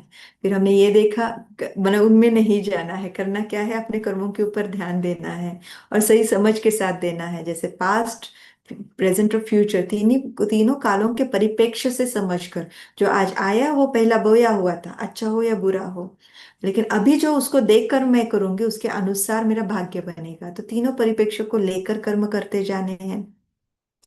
हम्म। और फिर हमने ये भी देखा कि अभी ये जो कर्मों की लेन देन है ये हमारी मनुष्य आत्माओं के साथ, डिविनिटी के साथ और प्रकृति के साथ होता है, और उसके रिpercussion क्या है वो भी देखे। अब इतना सब कुछ हमने देखा, तो अब हमें क्या करना चाहिए। सबसे पहली बात, अब कोई नए कर्म नहीं बनाने, नो मोर नेगेटिव, अच्छे कर्म करते जाने हैं। और जो अब तक निगेटिव जमा हुआ है उसका क्या करेंगे, उसको भी तो निकालना पड़ेगा। हम्म। तो वो कैसे निकालेंगे, तो अभी एक एक को देखेंगे। अभी नो मोर निगेटिव माना अब नए कोई विकर्म मुझे नहीं करने हैं, तो उसके लिए क्या जरूरत होती है, सबसे पहले है ज्ञान बल। पावर ऑफ नॉलेज, मेरे पास वो यथार्थ नॉलेज हो जिससे अभी के समय पर जब मेरे अंदर की निगेटिविटी बहुत स्ट्रांगली बाहर आ रही है, मैं जिनके साथ रहती हूँ उनके अंदर बहुत सारे विकार है, इस दुनिया में ही ऐसे कर्म हो रहे हैं जो मेरे अकाउंट सेटल हो रहे हैं, बहुत सारी निगेटिविटी मुझे दिख रही है, ये होते हुए भी मैं सही कर्म कैसे करती चलूँ, ये नॉलेज मेरे अंदर हो। और न कि सिर्फ एक इंफॉर्मेशन के रूप में, एक समझ के रूप में मेरे अंदर हो, कि मेरा वो जो कोई नॉलेज का पॉइंट है उसके ऊपर अच्छा चर्निंग हुआ हो, उसको मैंने अपने जीवन में अप्लाई किया हो, तब जाके वो मेरे मेरे अंदर ज्ञान के बल के रूप में रहेगा। तो जितना ज्ञान का बल आत्मा के अंदर है उतना उसमें वो ताकत रहती है कि वो निगेटिव कर्म कितना भी परिस्थिति प्रतिकूल हो फिर भी उससे निगेटिव नहीं होगा। उसके साथ ही साथ और कौन सी चीज चाहिए? Power of yoga. योगा माना फिजिकल योगा नहीं, मेंटल योगा, दैट इज योग। योग शब्द आता है युज इस संस्कृत शब्द से, जिसका अर्थ है connection, connection with God, souls connection with supreme soul, that supreme energy, spiritual energy. जितना हम उनसे कनेक्ट होते जाते हैं तो उनकी शक्ति, उनकी शांति, प्रेम, आनंद सब कुछ हम में भरता जाता है। और जिसके आधार से फिर जो भी मेरे अंदर ज्ञान है उस ज्ञान को अपने जीवन में मैं यूज कर पाती हूँ और उसके आधार से विकर्मों से बचती हूँ। फिर और क्या चाहिए? डिटर्मिनेशन, दृढ़ता चाहिए अंदर, कि हाँ जो मैंने अभी राह पकड़ी है, मैं समझती हूँ लॉ ऑफ कर्मा को, जो हो रहा है वो सिर्फ मुझे ट्रैक पर रखने के लिए है। जो मेरे जीवन में व्यक्ति है या परिस्थिति, ये सिर्फ आईना का काम करे, they are just instruments in the hand of drama, कि जो मुझे बता रहे हैं, मुझे और बेहतर बनाने के लिए आ रहे हैं, जो मुझे बता रहे हैं कि मुझे कहाँ पे करेक्शन करने की जरूरत है। There are some lessons in those situations and in those relationships. I need to learn those lessons. And we need to remember the lessons will be repeated until learned.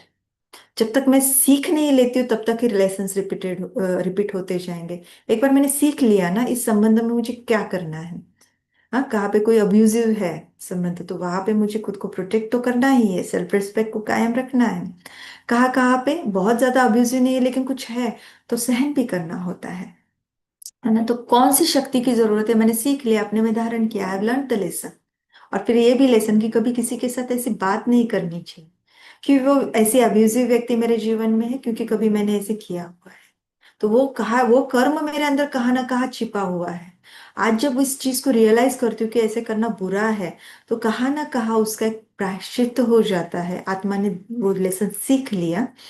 तो फिर क्या हो जाता है, फिर से उस लेसन देने के लिए कोई व्यक्ति और परिस्थिति हमारे जीवन में नहीं आती है। तो वो एक दृढ़ता की ज्ञान की समझ है, आंतरिक शक्ति है, और मैंने जो अभी डिसाइड किया अपने लिए कि मैं अच्छे कर्म रूपी बीज ही बोती जाऊंगी, वो दृढ़ता आत्मा से कायम रखती है, तो विकर्मों से बचती जाती है। और परसिवरेंस, कि हम कायम वो चीज करते ही चले, है ना। कि कुछ भी हमने एक है निश्चय, डिटर्मिनेशन इज एक्चुअली निश्चय, कि मैंने जो सीखा है समझा है वही सही है और वैसे ही मैं करना चाहूंगी। परसिवरेंस इज दृढ़ता, कि हाँ मैं जो मैंने समझा है वो मैं करती चलूंगी। फिर है, फिर सुकर्म कैसे करें, फिर से वही बात कि अच्छे कर्म, अभी के समय पर अच्छे कर्म करने के लिए मुझे क्या चाहिए? मुझे फिर से ज्ञान की जरूरत है, तो ही तो मैं सब कुछ निगेटिव होते हुए श्रेष्ठ कर्म कैसे करूँ ये समझ पाऊंगी। फिर से वही power of yoga, connection with God, meditation, Rajyoga, जितना हम सीखते जाते हैं उनके आंतरिक, उनकी जो शक्तियां हैं उनसे मैं भरती जाती हूँ, और निगेटिव परिस्थितियों में भी अच्छे कर्म करने की ताकत मुझ में आती है। फिर से वही निश्चय, अपने ऊपर निश्चय, ज्ञान के ऊपर निश्चय, इन स्पिरिचुअल लॉज के ऊपर निश्चय, परमात्मा के ऊपर निश्चय। हम्म, तो ही हम अच्छे कर्म करेंगे, अदरवाइज करना मुश्किल होता है ना। और फिर है हिम्मत। अच्छे कर्म करने के लिए हिम्मत भी लगती है, क्योंकि बुरा करना बहुत सहज है, क्योंकि सब कर रहे हैं, दैट इज न्यू नॉर्मल। लेकिन उनके साथ मैच होने की जरूरत नहीं है, मैंने डिसाइड किया मैं ऐसे जीऊंगी। तो आप वो जो हिड मेंटालिटी है उससे, हर्ड मेंटालिटी है उससे निकल कर अलग दिखते हो तो भले दिखते हैं, लेकिन मेरे में वो हिम्मत है कि मैंने जो कर्म किया उसके आधार से मेरा अगर भाग्य बनना है, तो कुछ भी हो जाए उसके लिए औरों का अप्रूवल हो ना हो या नहीं हो, लेकिन मैं वो करूंगा वही जो मेरा एक श्रेष्ठ भाग्य निर्माण करे। औरों के कल्याण के लिए हो, मेरे कल्याण के लिए हो, तो उसके लिए तो करेज लगता है। और फिर से दृढ़ता, दृढ़ता के आधार से, क्योंकि एक या दो बार करने की बात नहीं, हम एक जीवन की बात कर रहे हैं, तो दृढ़ता भी लगेगी। और फिर जो मैंने जमा किया है जाने अनजाने में इस जन्म में, इसके पहले के जन्मों में, तो उसको कैसे निकालेंगे, वो भी तो निकालना है। क्योंकि creating no more negative and creating positive, that we are talking about present and future. Past का जो मैं करके उसका क्या करें। तो उसके लिए फिर योग अग्नि, ये एक शब्द आ जाता है स्पिरिचुअलिटी में, कि परमात्मा के साथ मन बुद्धि का योग इतना पावरफुल हो, जो उनके जो गुण शक्तियों के वाइब्रेशंस है वो इतने स्ट्रांगली मेरे अंदर जाए, जो मेरे अंदर के विकारों के, वो दुख के, घृणा के, गुस्से के, इम्प्योरिटी के वाइब्रेशन से वो दग्ध होते जाए, साफ होते जाए। तो जो जमा हुआ है, जो मेरे कर्म मेरे अंदर उनके वाइब्रेशन जमा है, वो साफ होते जाते हैं। फिर दूसरी एक बात है कन्फेशन। आज अभी जब हमें ये पता चलता है लॉ ऑफ कर्मा ऐसे काम करता है, तो एक बहुत सुंदर विधि है कि हम भगवान को एक खत लिखें। हम्म, भगवान अपने पिता को एक खत लिखे कि इस जीवन काल में, जब से बचपन से याद है आज तक, जो जो मेरे से विकर्म हुए, किसी को दुख दिया गया है, तो ये है कि हम लिखे। और मेंटली उनको वो लेटर दे कि हाँ, ये मैंने आपको सब बताया है। और माफी भी मांगे उनसे भी और उन आत्माओं से, लेटर में ही, मन से ही। और उसके बाद ऑब्वियसली उस लेटर को हम फाड़ दे। हाँ। तो लेकिन ये बहुत काम करता है, क्योंकि हम जब परमात्मा जो पवित्रता का अनंत सागर है, उनके सामने अपनी गलतियां जब हम रखते हैं, तो क्या होता है, आत्मा ना पश्चाताप का फील करती है, बहुत पश्चाताप फील करती है कि मैंने ये क्या किया। क्योंकि आईना बहुत साफ है ना, तो छोटे छोटे दाग, आईना माना परमात्मा, वो पवित्रता का अनंत सागर है, तो मेरे ऊपर जो छोटे छोटे दाग लगे हैं विकारों के, इंटेंशंस के, वो सारा साफ होता जाता है। उसे फिर, जैसे कि पश्चाताप से मेरे अंदर, मैंने उन कर्मों में जो निगेटिविटी एक्सपीरियंस की थी, एटलीस्ट वो धुल जाती है।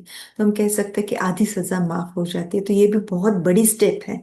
तो मैं आप सबको रिक्वेस्ट करना चाहूंगी कि आप जरूर थोड़ा समय निकाल कर, आज तो वैसे भी छुट्टी का दिन है, थोड़ा समय निकाल कर आप बैठ कर अगर भगवान को खत लिखे, आपको अगर Brahma Kumari centre near by है, आप आते जाते हैं, तो वहाँ पे मेडिटेशन रूम रहता है, वहाँ पे बैठ कर करेंगे तो वाइब्रेशन पॉजिटिव और प्योर होने के कारण बहुत मदद मिलेगी। वो मेंटली आप सरेंडर करें, उस लेटर को दे भगवान को, और फिर उसके बाद आप जरूर उसको फाड़ कर फेंक दें। बट आप देखेंगे बहुत आपको हल्का लगेगा। और आप जहाँ जहाँ अटक रहे जीवन में ना, वहाँ थोड़ी थोड़ी उलझने वो सुलझती जाएंगी, क्योंकि आपने एक इंटरनली एक अलग प्रवास शुरू किया है। हाँ, स्पिरिचुअलिटी में ये एक बहुत बड़ा रूल है कि the outer world is just the reflection of my inner world. बाहर जो भी मेरा एक बाह्य जगत है, वो सिर्फ मेरे अंतर जगत का रिफ्लेक्शन है। तो बाहर कुछ भी है, वो अच्छा है बुरा है, उसका बीज मेरे अंदर है। और अगर अगर बीज के ऊपर काम करते हो, सफाई करते हो, तो जरूर बाहर भी अच्छा होता जाएगा, बाहर सफाई होती जाएगी। फिर आ जाता है योग का प्रयोग। तो राजयोग के आधार से हम परमात्मा से जुड़ते हैं और उनकी गुण शक्तियों को अपने जीवन के जो अलग विघ्न है, समस्या है, वहां पे हम राइट इंटेंशन से देते हैं। This needs to be learned, है ना। आप राजयोग सीखेंगे तो योग का प्रयोग कैसे करना है ये भी आप सीख सकते हैं। जहाँ पे भी सीखेंगे वो दीदी से आप इन चीजों को सीख सकते हैं। उससे भी हमारा जो पहला वाला निगेटिव इस जीवन का accumulated है, उसको हम निकाल सकते हैं।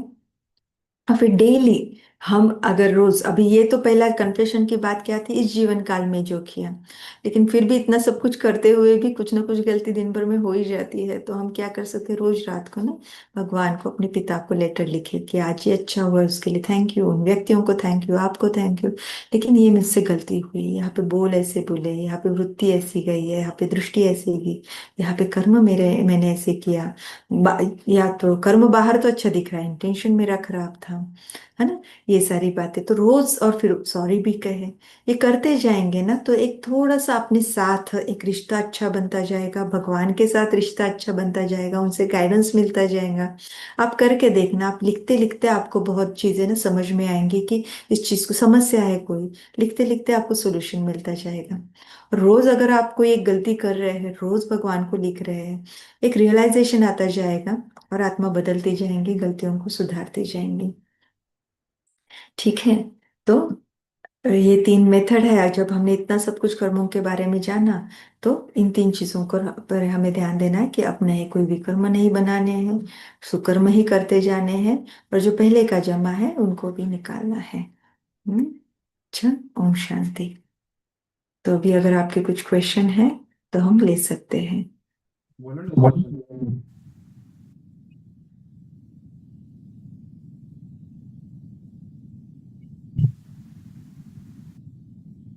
अच्छा, यहाँ पे मुझे 2 क्वेश्चन सर दीदी। जी,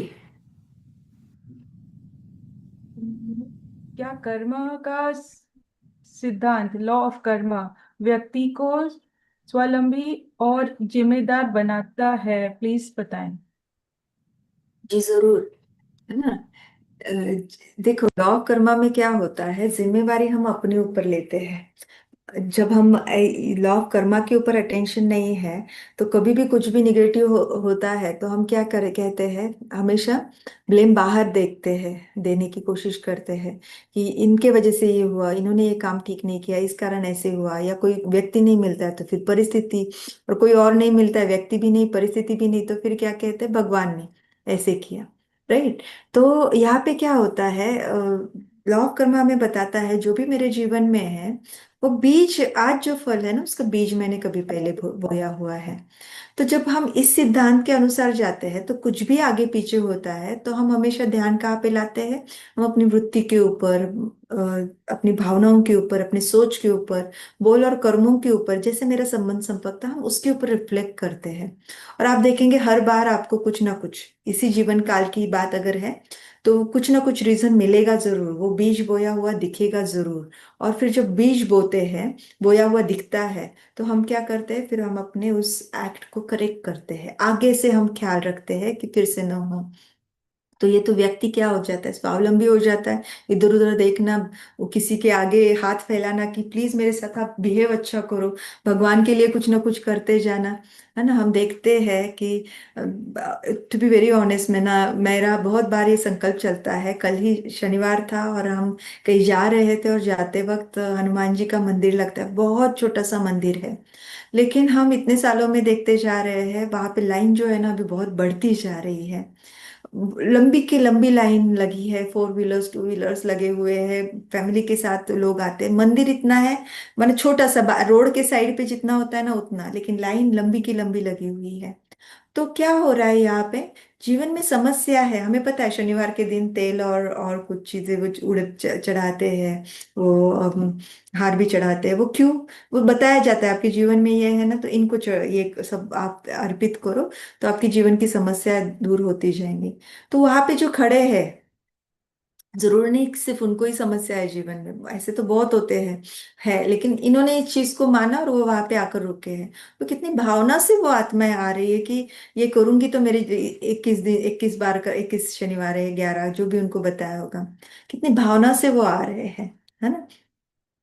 तो अभी वो क्या कर रहे हैं, आज जो समस्या आई है, कहाँ ना कहाँ उनसे वो कर्म रूपी बीज बोया गया था। तो आइडियली उस बीज को उनको निकालना है ना, साफ करना है। अभी जो फल के रूप में आया उसको तो फेस करना है, बट वो जो बीज उनके, कर्मक रूपी बीज अभी भी संस्कार के रूप में उनके अंदर है, उसको नहीं निकालेंगे। चलो उन्होंने कुछ ये तपस्या की, कुछ किया और वो ठीक भी हो गया, वो भी समझे हम, उनकी भावना से वो, उनको भाड़ा मिल गया, उनकी वो जीवन की समस्या ठीक होगी। लेकिन संस्कार रूप में तो वो वैसे के वैसे है, फिर से उनसे वही गलती होगी और वैसा ही भाग्य वो अनुभव करेंगे। तो क्या फिर से यही सारी चीजें करेंगे, है ना। तो जितना हम कर्मा, लॉ ऑफ कर्मा को समझते हैं, हम जिम्मेवारी अपने ऊपर लेते हैं और अपने अपने अंदर झांकते हैं, अपने कर्मों को, सोच को, भावनाओं को, इंटेंशंस को बदलते हैं, और अपने अच्छे भाग्य की भी रचना करते हैं। दीदी, सेकंड क्वेश्चन है प्रिया तनीजा जी से। सी आस्क्ड कि डिस्कस क्यों नहीं करना चाहिए, आई थिंक द प्रॉब्लम क्यों नहीं डिस्कस करना चाहिए, और please tell me something in detail about योग अग्नि। हाँ, ये जो डिस्कस नहीं करना चाहिए, मुझे नहीं समझा है, माना किस चीज को डिस्कस नहीं करना है। आप प्रिया बहन, आप डालेंगे मैसेज में। हेलो। हाँ जी। नमस्ते सिस्टर। हम्म, नमस्ते। एक्चुअली वो आप उस वक्त डिस्कस कर रहे थे ना, कुछ बता रहे थे, तो उसमें आपने बोला था कि आपको डिस्कस नहीं करना चाहिए, उसके बारे में बोलना नहीं चाहिए। तो उसी सेंस में मैं पूछ रही थी, उसी वक्त मैंने आपसे पूछा था कि Point जैसे if something done something wrong with us, तो वो डिस्कशन अगर हम कई बार फॉर हम सॉल्यूशन के लिए डिस्कशन करते हैं, और कई बार होता है कि हम बैक बिचिंग करते हैं, तो दोनों चीज में डिफरेंस होता है। जी जी बैक बिचिंग तो आई अंडरस्टैंड नहीं करना चाहिए, but when you are seeking a solution, जी तो वो तो ओके है ना, मतलब वो तो कर जी जी सकते हैं ना। जी, वो ओके है, वो ओके है। वहां पे कॉन्टेक्स्ट ये था कि हम इसने ऐसे किया, उसने वैसे किया, ये जो उनके बारे में बताते हैं ना, तो उससे पॉइंट तो कुछ नहीं बनता है। एग्जैक्टली इनफैक्ट वो एग्जैक्टली अकाउंट और निगेटिव हो, एग्रीवेट होता जाता है वो but point. when we are in a process of some decision making, तो हम डिस्कशन, कई बार करेंगे हम ही। किसी जी की जरूर गाइडेंस ले जरूर। रहे होते हैं and something like exactly. That. जी जी तो जी। वही था इसीलिए। मेरा क्वेश्चन। एक जी एक क्यों। और मैम, अगर इफ यू अलाउ मी, एक और क्वेश्चन था कि जी how to stay away from negative vibration. हमें पता होता है कि कई लोग हमें नेगेटिव वाइब्रेशन दे रहे हैं, हम फील कर रहे होते हैं, तो उसके उस वक्त कैसे डील करना चाहिए, या फिर उनसे कैसे हटना चाहिए, क्या करना चाहिए बेसिकली। अच्छा, तो अभी इसमें तो सबसे पहली बात ये आ जाती है, जितनी हमारी सोच पॉजिटिव रहती है ना, तो हमारे सराउंड ही एक इतना पावरफुल ऑरा रहता है पॉजिटिविटी का, जो किसी के भी, कौन से भी ना ना, हमें पता है या नहीं भी पता है कि कौन से प्रकार के वाइब्रेशन मेरे तरफ आ रहे हैं, अगर मेरा ऑरा खुद का बहुत पॉजिटिव है तो वो एंटर ही नहीं कर पाता है। पहली चीज, वो निगेटिविटी एंटर नहीं कर पाती है। चीजें मुझे दिखाई देती है, चीजें हो रही है, या कभी कभी जैसे आपने कहा हमें फील भी होता है, लेकिन वो मेरी स्थिति को डिस्टर्ब नहीं कर पाएंगे। अब मेरा पॉजिटिव ऑरा कब बनता है? ऑरा क्या है? ये तो वाइब्रेशंस है ना, जो मेरे सराउंड में है। हाँ, वो कहाँ से आते हैं? जो मेरी सोच है, हर एक मेरा जो थॉट है, उसके कुछ वाइब्रेशंस निकलते हैं, तो उसकी जैसे क्वालिटी वैसे वाइब्रेशंस निकलेंगे। तो अगर मैंने अपने जीवन में एक अच्छे नॉलेज को हमेशा पकड़ा हुआ है, उसके ऊपर चर्न करती हूँ, उसको अपने जीवन में यूज करती जाती हूँ, अपने प्रति, औरों के प्रति श्रेष्ठ संकल्प रखती हूँ, हमेशा शुभ भावना, शुभ कामना, कल्याण की भावना, माना ये जो एलिवेटेड थॉट्स है, pure positive powerful elevated thoughts, purposeful thoughts, ये रखूं मैं, इसके हम्म। ऊपर अटेंशन रहे, वो नॉलेज अपने जीवन में रखूं और अटेंशन भी रखूं, ये जब करती हूँ ना मैं, तो वो धीरे धीरे मैं एक पावरफुल बीइंग के रूप में रहती हूँ, कहाँ पे भी हूँ, एक मेरे जैसे एक सुरक्षा कवच होता है अपनी ही पॉजिटिविटी का। तो कोई समझ भी गई। हाँ जी, तो कोई भी तो नेगेटिव का है, किसी के थॉट्स हैं, जी बोलिए। मैम, बट कई बार हम रिएक्ट कर जाते हैं, वो हमें थोड़ी देर के बाद पता लगता है, हाँ तो माना। रिएक्शन आ जाता है। वो ठीक है आपकी बात कि वो हमारी सोच पे अगर हम अपने आप को प्योर करते रहते हैं थ्रू मेडिटेशन या समथिंग लाइक दैट, या थिंकिंग प्रोसेस, बट कई बार क्या होता है, हम ना चाहते हुए भी एकदम से रिएक्ट कर जाते हैं, और थोड़ी देर बाद ही, within a sudden moment, you realise अरे रिएक्ट कर गए। तो वो जी, स्टॉपिंग ऑफ रिएक्शन कैसे होगा। अभी रिएक्शन ही क्यों होता है, हम इसको समझेंगे तो स्टॉप भी कर पाएंगे। तो रिएक्शन क्यों होता है? बहुत बार ना, वो जो व्यक्ति है या वो कोई परिस्थिति है, उसके लिए हमारी पहले ही सोच ऐसी कुछ बनी हुई है जो नेगेटिव है ना, ये है ही ऐसे, ये जानबूझकर ऐसे करते, ये सुनते क्यों नहीं है ना, इनका संस्कार ही ऐसा है ना, ये कुछ ना कुछ एक थॉट, या बार बार मेरे ही साथ ऐसे होता है, कुछ भी ऐसी एक बिलीफ सिस्टम या मेरे अंदर वृत्ति है जो वीक है, कमजोर है, जो निगेटिव है, ठीक है, तो वो वृत्ति वहां पे काम कर लेती है, वो इमर्ज हो जाती है, उसके अनुसार मेरा थॉट चलता है और इमीडिएट मेरी एक्शन हो जाती है। और वो इतना क्विक प्रोसेस होता है कि भले मेरे अंदर, और ये कब कहाँ पे स्टोर्ड है, ये सारा मेरे सबकॉन्शियस माइंड में है। देखो, कॉन्शियसली अगर हमने प्लान भी कर लिया ना, ये व्यक्ति अभी आज मैं ठीक से चलूंगी, इन्होंने कुछ भी बोला तो भी मैं खुद को बिल्कुल डिस्टर्ब नहीं होने दूंगी, ये मेरा एक कॉन्शियस थॉट है। लेकिन उनके लिए मेरे पहले प्रायर एक्सपीरियंस या किसी से सुनी सुनाई बात है, मेरे अंदर कोई एक डीप रूटेड एक वृत्ति, या माना एक कोई एटीट्यूड मेरे अंदर है, तो वो अचानक से काम, मैं जब थोड़ा अनअवेयर हूं ना, अपने ऊपर ध्यान नहीं, अचानक से काम कर लेगा, और वैसे मेरा बोल और कर्म हो जाएगा, फिर मुझे लगेगा मैंने ये क्यों किया। तो क्लिंजिंग तो बहुत इनर लेवल पर होती है, तो इसीलिए यहाँ पे ना हमें हमेशा ही, जो भी मेरे इंटरेक्शंस है व्यक्तियों के साथ, परिस्थिति के साथ, या जो अपने, मेरा जो भी रेगुलर कर्मा है, कर्म जो दिन लाइक दिन भर के मेरे काम है, थोड़ा सा ना एक इंट्रोस्पेक्शन बहुत जरूरी है। अंदर क्या चल रहा है, मेरा अभी इंटेंशन यहाँ पे क्या था, अभी कौन सा थॉट था, भावना क्या थी, बोला तो मैंने ये सब कुछ अच्छा है, लेकिन इसके पीछे की भावना क्या थी, है ना। ऐसे जब हम अपने को चेक करते जाएंगे, चेंज करते जाएंगे, तो छोटी छोटी ये जो खराब खराब कहा ना कहा हमने पकड़ के रखी होती वृत्तियां है ना, ये धीरे धीरे क्लीन होती जाएंगी, और ये जो अचानक से गलती होती है ना, ये होना बंद होता जाएगा।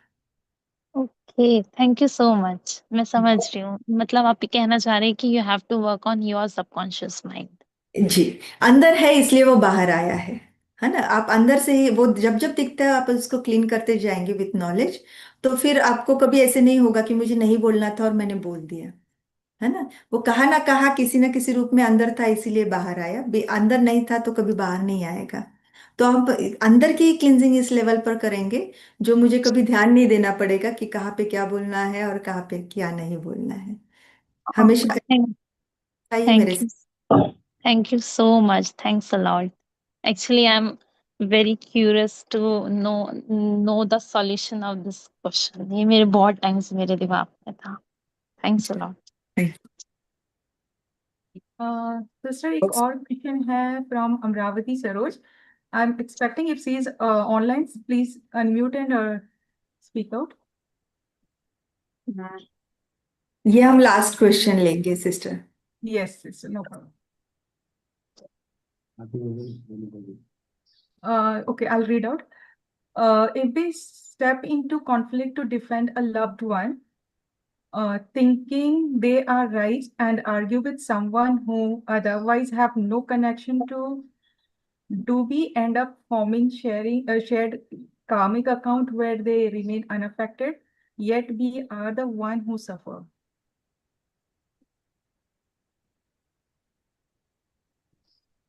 एक मिनट, माना ये कह रहे हैं कि हमारे कोई है नजदीक के, उनका किसी के साथ अकाउंट है और हम उनके कन्फ्लिक्ट में आ जाते हैं।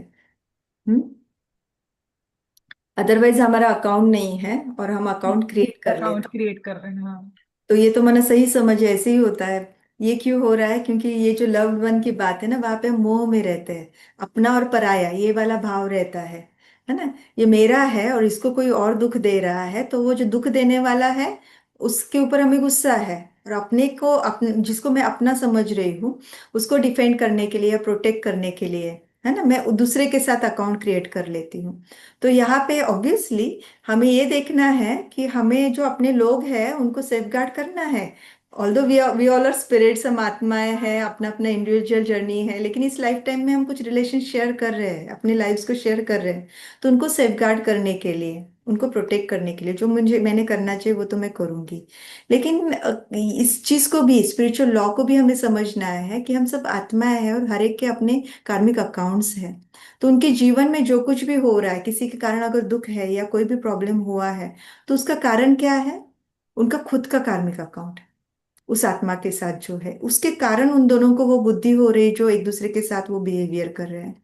तो बस बेसिक में अगर मैंने इस चीज को रखा, सपोज मेरी बहन है या कोई और है और उसको उसके इन लॉज के साथ कुछ प्रॉब्लम है या कुछ भी है, बॉस के साथ कुछ प्रॉब्लम है, क्योंकि मेरा मेरे बहन के ऊपर बहुत प्यार है, उसके दुख को सुनती हूँ तो मुझे उनके ऊपर गुस्सा आता है। अब ये क्या हुआ, मेरा उनके साथ कोई अकाउंट नहीं था जो मैंने अभी बना लिया, which is not wise decision, है ना। अब मुझे क्या करना है, बस इस चीज को समझना है कि ये उन दोनों का अकाउंट है, इसके कारण उनके ये इंटरेक्शंस हो रहे हैं। अब जब मैं समझती हूँ ना इस चीज को, इससे मैं उस सीन से ना थोड़ा बाहर आ जाती हूँ। पहले मैं एब्सॉर्ब मोड में थी, जो दुख वहां पे उस सीन में था उसको एब्सॉर्ब कर रही थी और रिएक्शन आ रहा था। जब मैं नॉलेज को अप्लाई करती हूँ कि ये इन दोनों के बीच का अकाउंट है, जब कभी पहले क्रिएट किया था या अभी भी उन्होंने शायद क्रिएट किया हुआ है, मेरा उससे लेना देना नहीं है, बस इस नॉलेज को पॉइंट को अप्लाई करती हूँ, मैं एब्सॉर्ब मोड से ऑब्जर्व मोड में आ जाती हूँ, so that I'm unaffected, untouched by the negativity in their relationship. अब जब मैं ऑब्जर्व रोल में हूँ, अनअफेक्टेड हूँ, अनटच्ड हूँ, तभी तो मैं अपने पॉजिटिविटी से उस सिचुएशन को ट्रांसफॉर्म भी कर सकती हूँ। और न सिचुएशन को नहीं कर पाई, एटलीस्ट जो मेरे लव्ड वन है उनके साथ एक डिटैच पर्सपेक्टिव से नॉलेज को शेयर कर सकती हूँ, उनको वो समझ दे सकती हूँ जो वो अपने कर्मों को सुधारे, उस रिलेशन को सुधार सके या उस सिचुएशन में एक सही सोच रख सके। तो कोई डूब रहा है और वो मेरा बहुत प्यारा है, तो मुझे उसके साथ डूबने की जरूरत नहीं, वो प्यार सिद्ध करने के लिए, उसको बचाने के लिए मुझको किनारे पर रुकना है, तो मैं हाथ देकर उसको बचा पाऊंगी। तो स्पिरिचुअलिटी मुझे ये एक अलग पर्सपेक्टिव देता है कि कभी भी मेरे जीवन में, मेरे जो नजदीक के लोग हैं उनके जीवन में कुछ भी प्रॉब्लम है, तो वहां पे दुखी होना ये प्रेम जताना नहीं है, प्यार जताना नहीं है।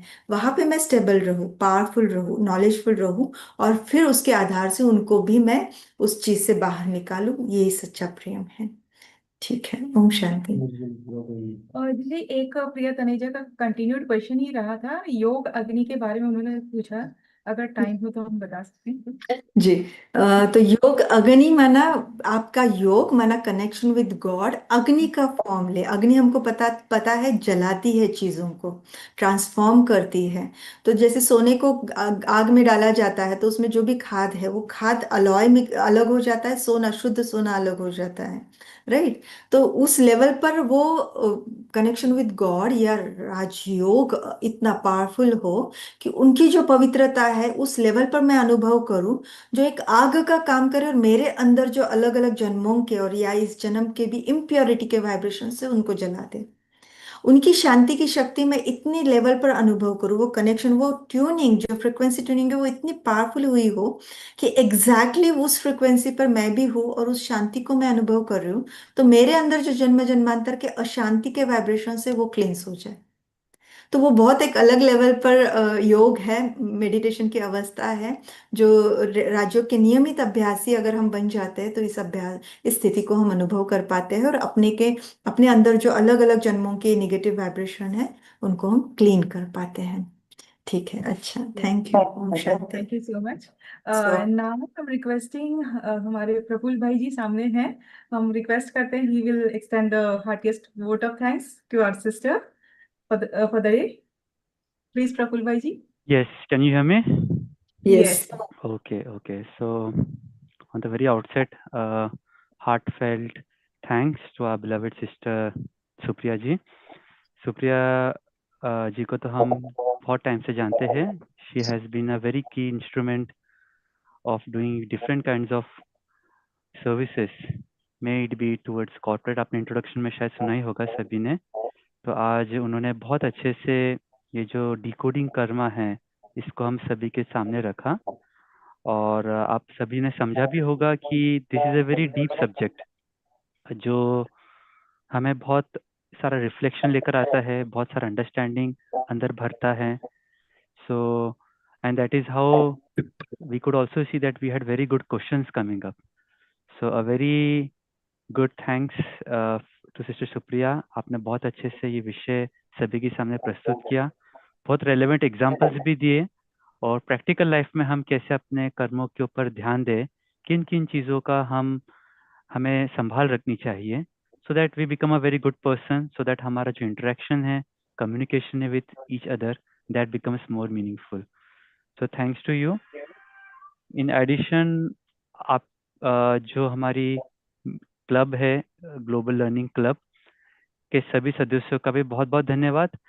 ये जो ग्रुप है ये हमेशा हर महीने कोई ना कोई एक्साइटिंग स्पीकर्स, एक्साइटिंग टॉपिक्स लेकर आते हैं जो हम सभी को बहुत लाभ देते हैं. तो विशेष रूप से सी प्रभावती जी का, पूरमचंद जी का, सी जया जैन का, सभी का बहुत बहुत थैंक्स कि आप निरंतर रूप से इस प्रकार के सेशंस रख रहे हैं, जिससे ना केवल सीए फैटर्निटी को, बट जो भी जुड़ रहा है उनके फैमिली मेंबर्स, वर्क कलीग्स, सभी को बेनिफिट हो रहा है. साथ साथ जो पार्टिसिपेंट्स है, आप सभी का भी बहुत बहुत धन्यवाद. मैं देख रहा हूँ कि अराउंड 25 के आसपास पार्टिसिपेंट जुड़े थे, और अभी जूम के बाद में कई सारे यूट्यूब के ऊपर भी सुनेंगे, क्योंकि संडे होने के कारण बहुत जन ज्वाइन नहीं हो पाते हैं. तो आप सभी पार्टिसिपेंट्स का भी बहुत बहुत धन्यवाद, विशेष रूप से जिन्होंने भी क्वेश्चंस पूछा इतने इंटरेस्टिंग, ताकि केवल आपका ही नहीं लेकिन हम सभी का उससे क्लैरिफिकेशन हुआ. आपका भी बहुत बहुत धन्यवाद. And towards the end I would also like to thank the supreme soul, परमात्मा, जिन्होंने हम सभी को एक साथ मिलाया है, जुड़ाया है, जिनके मदद से हम सब इस प्रकार से सेशन कर पाए. Thank you so much everyone. Thank you so much. Thank you so much भैया. थैंक्स दीदी. Thank you. Thanks to you too. Thank you Praful भाई.